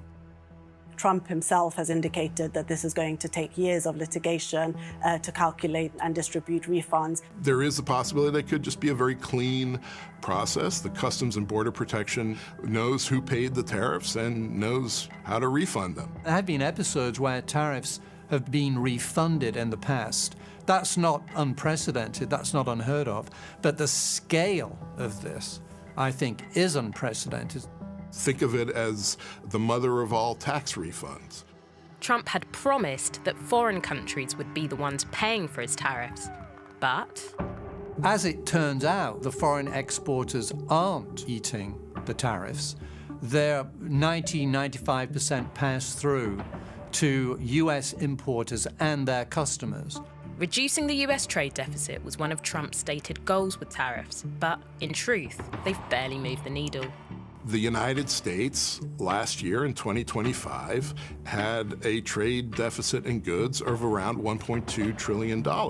It was almost exactly the same size as the trade deficit that it had in 2024. The main impact we saw from the tariffs was to reshuffle trade away from China and towards Mexico and other Asian countries, more than reducing the aggregate trade deficit. And so far, Trump's trade policies have failed to deliver on another long-held promise: rekindling US manufacturing. Trade policies will return significant manufacturing jobs to our country. The problem so far for President Trump is that 10 years on, the situation in manufacturing doesn't look that much better. In fact, in the last year, the U.S. lost more than 80,000 manufacturing jobs. That's even as these tariffs went into place. A lot of manufacturers rely on imported components, and if those imported components and big things that they use like steel and aluminum are more expensive as a result of tariffs, they can't hire more people. They can't grow. The costs are just higher. More tellingly, if we separate that industrial production into industries that faced higher than average tariffs and lower than average tariffs, we see that any growth that was there was really driven by the lower tariffed industries, things like pharmaceuticals, electronics. Whereas the higher tariffed industries, think autos and metal sectors, faced much slower production growth. Manufacturing is no longer going to be a big source of employment. The jobs that have gone, most of those jobs are not coming back. The principal driver of that trend is not trade, it's technology. But it's Trump's foreign policy, not domestic, that now may need to change the most. The biggest blow to Trump from this Supreme Court decision is really how it hits his ability to shape geopolitics in the world. He's used tariffs to threaten India and its purchase of Russian oil. They will not be buying oil from Russia. He's used the threat of tariffs to also interfere in domestic politics, like in Brazil. Those are all things he was able to do because of this authority he claimed that gave him this kind of immediate ability to increase his leverage, to apply pressure on other countries. But that may have backfired. I don't think there's anything wrong by any means with an American president seeking American advantage. That's the job. The question is, are these methods working? So if you think of Europe, if you think of Canada in particular, governments are weak in many ways in relation to the US. The demands that the US is making are so off the charts in terms of their previous experience. I think they're struggling to process it. You know, can we rely on the US commitment in NATO? And the controversy that followed the president's demands about Greenland. We want a piece of ice for world protection. There were Europeans who were actually wondering whether at some point European soldiers would be fighting US soldiers. Extraordinary. All of this is happening in the run-up to the US midterm elections. Poll after poll shows that these tariffs are incredibly unpopular and that people associate them with this broader issue of affordability. It's just another way that they see the government making life harder, raising prices. Republicans should be asking themselves if they want to keep backing this policy, which is just meeting obstacle after obstacle when it comes to implementation. Trump wants Republicans to win the midterm elections. It's going to be harder for them to do so if a lot of voters don't like his signature economic policy. And it's something the Republican Party can't ignore, since Congress has to approve extending tariffs once these first 150 days are up. A budget reckoning is looming, exacerbated by the possibility of the government issuing tariff refunds. One of the big issues going forward is going to be the fiscal implications. Huge sums of money are involved. And if that goes away because of refunds, then that's a new hole in the budget deficit outlook. One of the major policies implemented last year was the continuation of tax cuts and other expansionary fiscal policies that would otherwise raise the fiscal deficit, and the administration was really counting on this revenue from the tariffs to plug that fiscal hole and finance the fiscal deficit. But even with tariffs, the numbers don't add up. With the exception of the Clinton era, the US has been running deficits steadily. The pandemic required massive government spending, and the tariffs introduced since Trump's first term have made a dent. But the trend is the same, with the annual deficit still hovering near $2 trillion. The public debt was on track to keep increasing in relation to the size of the economy. If you take the tariffs away, that fiscal gap gets very much bigger. Very much bigger. Then the question becomes, is the bond market going to be okay with that? The bigger worry is this growing sense of unease about the United States, and that erodes over time the power of the dollar as the world's great reserve currency. And that essentially investors around the world slowly lose confidence in the United States. That loss of confidence is being fueled by Trump's disdain for some of the institutions behind America's perceived strength, like the Federal Reserve and now the Supreme Court. This isn't the last time the Supreme Court is going to weigh in on President Trump's use of presidential powers or his invocation of emergency powers. This is the beginning of a broader potential conflict that has enormous ramifications for the United States, its governance, the state of democracy, and the Constitution. Layoffs, consolidation, streaming losses, artificial intelligence, and the rise of the creator economy are reshaping Hollywood, raising questions about whether the industry is just hitting a rough patch or in terminal decline.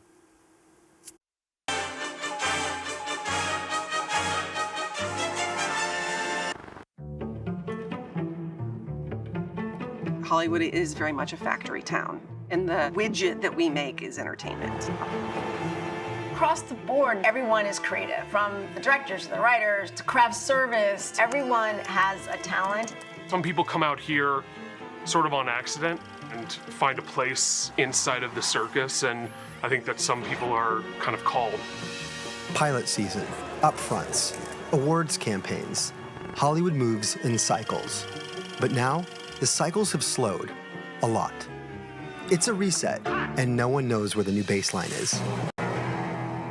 If you spoke to the average worker in Hollywood, you'd hear existential dread. You've seen a pretty dramatic reduction in output, a lot of layoffs, fewer jobs. So it's just been a dark period. Los Angeles has visibly turned into what I would call a ghost town. Employment in California's motion picture industries peaked in 2016, but was decimated by the pandemic. And despite a surge in streaming, the actors and writers' strikes meant a massive loss of jobs that show no sign of coming back. Big tech disruption, mega mergers, and the looming threat of AI has left Hollywood in shambles. What are you doing? You can't help these people. Are you insane? I never thought this crap would happen in my lifetime. We're just in this inflection point right now where everything's converging. Not great economics, bad business models, audiences that are fragmented. Have they forgotten what a star looks like?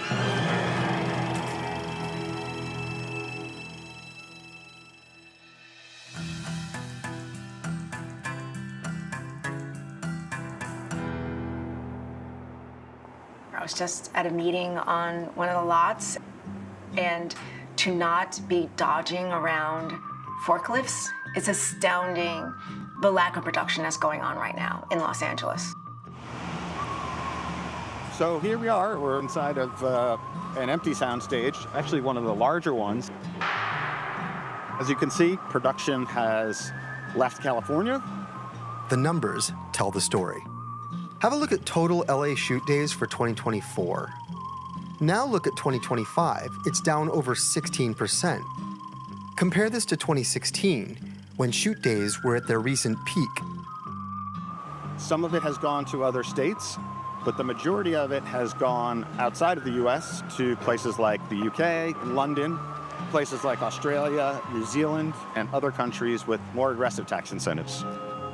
Goldman Sachs foreclosed on Radford Studios, a very famous film studio in Los Angeles, because it just wasn't making the payments on its debt. This is the story across the industry, and ultimately, the buck stops at the box office. The movie business is really in a long-term stagnation, at least in terms of cinemas. People aren't going out as much to the movies. The average American now goes to fewer than 4 movies a year. Just a decade ago, I think that was closer to 5. Ticket sales were doing pretty good until, once again, COVID. And they never fully recovered, remaining nearly $3.5 billion lower than 2018. Sure, people don't leave the house anymore, but there's binge watching. That's got to be a bonanza, right? This was an industry that had a decade-long boom fueled by the arrival of streaming and the growth of new streaming services, Netflix, Hulu, and Amazon, followed by Disney and Paramount Plus and HBO Max. The idea then was like, let's spend as much money as possible on movies and TV shows so we can get as many customers and win this streaming battle. That came to a crashing halt in 2022. Everyone was losing billions of dollars, and then in 2023, you saw the strikes by actors and writers. And that was really a turning point because the studios figured out they could get by with a whole lot less. So they cut staff, they cut their spending on movies and TV shows. You're in bad shape.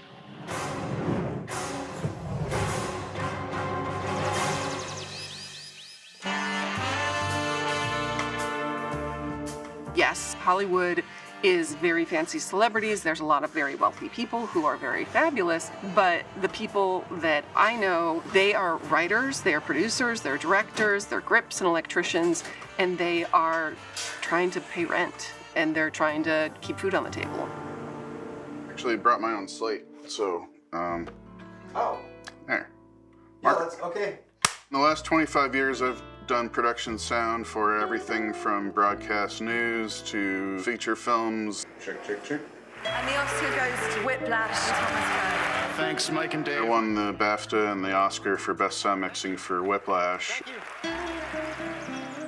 Compared to the heyday, things have gotten pretty bad. In 2025, I had 10 union days of work. You could say that I'm a canary in a coal mine because when sound people aren't working, it means that nobody's working. I'm a writer for television and movies. It's been very, very, very difficult. The industry you worked in changed fundamentally overnight. I've had to take a demotion and go back to working as an assistant, the level that I was at before I became a staff writer. I went from being at the top of my career, and then all of a sudden the rug was pulled right out from underneath, not just me, but everyone I know. And it's heartbreaking. I've had to take a lot of step backs. I work part-time at World Market. You know, I got a seasonal job there during Christmas, and thank God they decided to keep me. A lot of people are digging into their retirement savings. You have to live. Amidst this ominous lack of work, major studios have been trending towards mega mergers for their survival, which, needless to say, isn't helping. There's been one big deal after another. The companies that have done the big deals have generally suffered from a profitability perspective, but also just from a stock price perspective. And people are really worried about too much consolidation. Well, in my point of view, I lose a buyer. You look at Netflix, you look at Warner Brothers, you look at Paramount, you look at Fox, they're all buyers. While Warner Brothers can still run as Warner Brothers always ran, I'm losing places that I can take content to. And then, of course, you have job loss as well. Then you have studios restructuring. It's a never-changing cycle. What's eating you? There's little doubt that the culprit behind all this change is tech.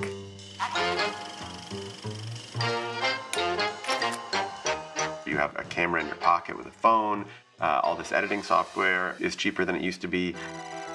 And AI should only accelerate this because it's just going to be much easier for people to make stuff. There's more content being produced and released than ever before. We're all exhausted by it, and that puts a tremendous amount of power in the handful of platforms that have audiences. This is a profound period of change in an industry. It's not unlike maybe what newspapers have been through, radio. Tech comes in and they break these existing models that have worked for decades. It's happened with Airbnb, it's happened with Uber.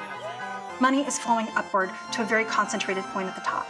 Everybody in the ecosystem, from the end user to the provider, ends up suffering. And that's what happened in Hollywood. If you're under the age of 18 years old, the majority of what you watch is on TikTok and YouTube. YouTube owns over 13% of connected TV audience, which has grown year over year significantly. Let's have a closer look at the data. Here's Nielsen's numbers for how much TV time YouTube has been grabbing from the streamers between 2022 and 2025. Movies are no longer the center of Western culture the way that they once were.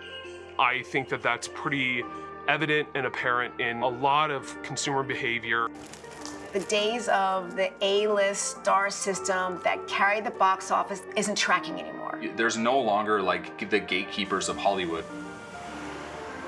That's the beauty of the technology that we're in right now, is like it kind of opened the aperture to allow anyone to create.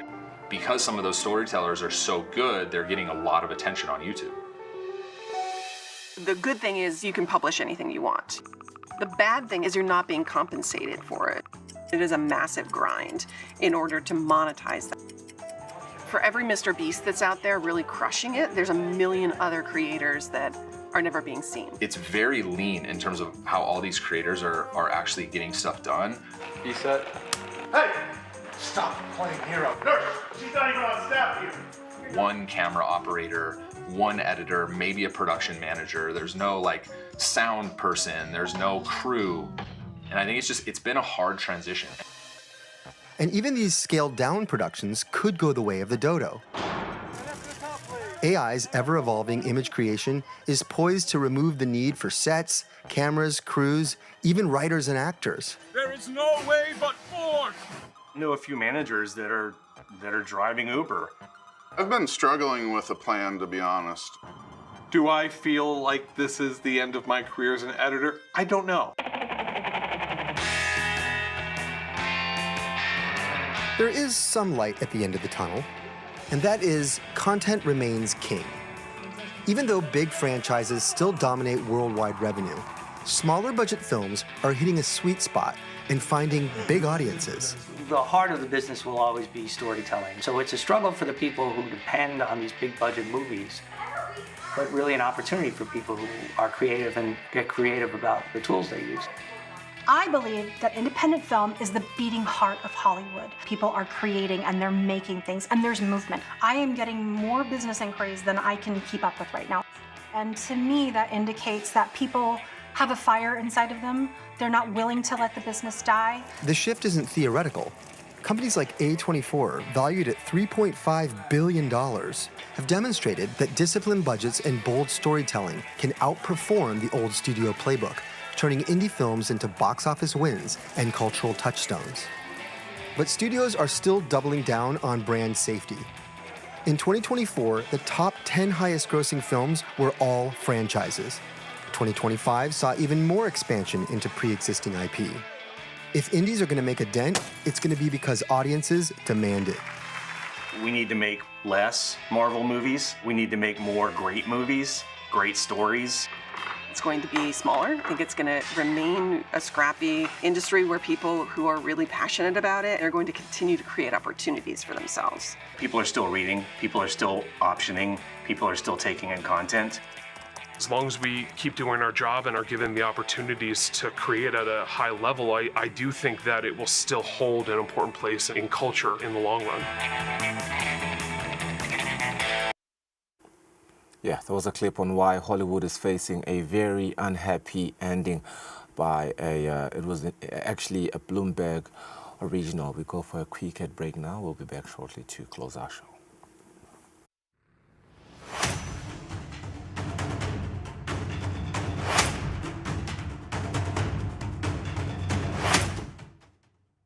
Ngiyeme inkosi nyana. Khosabusi bakho Dlambule. Hey! Kutawudzingeka. Ungathi imphendulo ikhona la. Kulamandi. Bakhetha kungemuka inkosatana yami. Umjabula Ndlamu wami, nawe uyavuma abangcenye yalokho.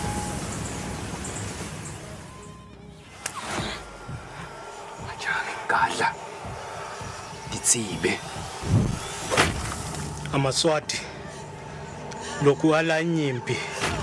Ndawanyika.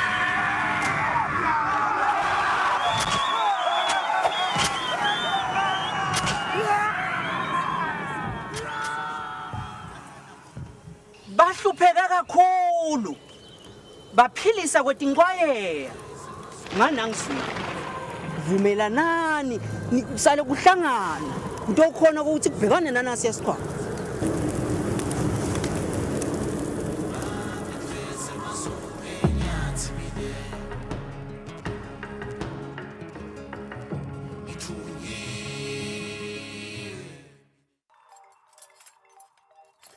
Did you know that there's something like 1.4 billion cars in the world? That's about one car for every 6 people. Cars, not only a way to get around, but also a marvel of engineering. Thousands of parts, crafted in factories all over the world, each designed to interconnect and assemble into a single product. Cars, like this one, are just one example of something made possible by something we call supply chains. These supply chains are the assembly line that creates and delivers the products that you and I, the consumers, want to buy.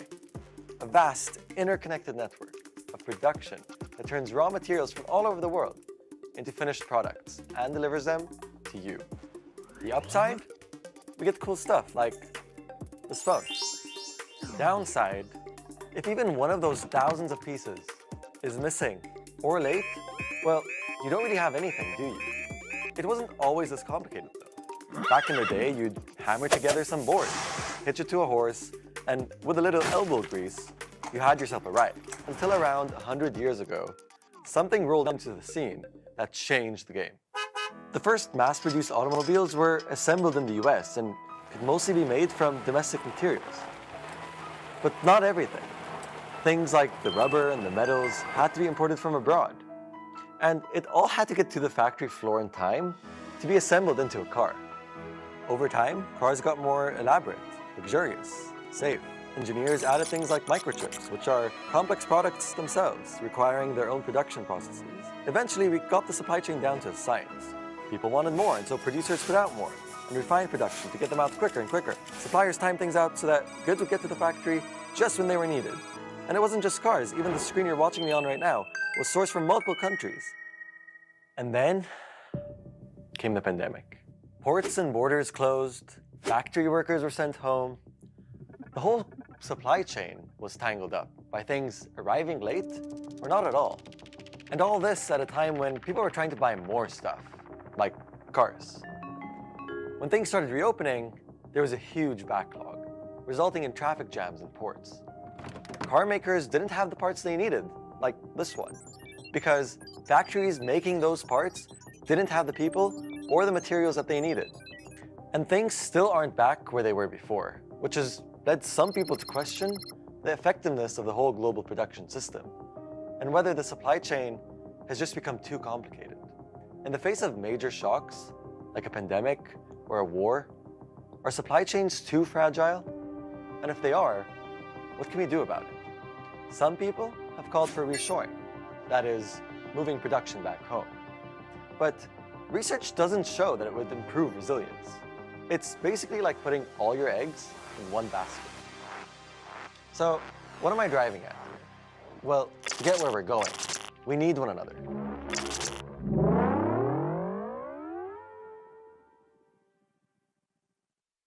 Kude lesinye isikhathi ngaphandle kwalesi. Aba-researche, bafunze. Being risky means ukuthi nalokuwa kwayo kulula. Nathi kufuna senze ukukhiqiza nokusebenzisa.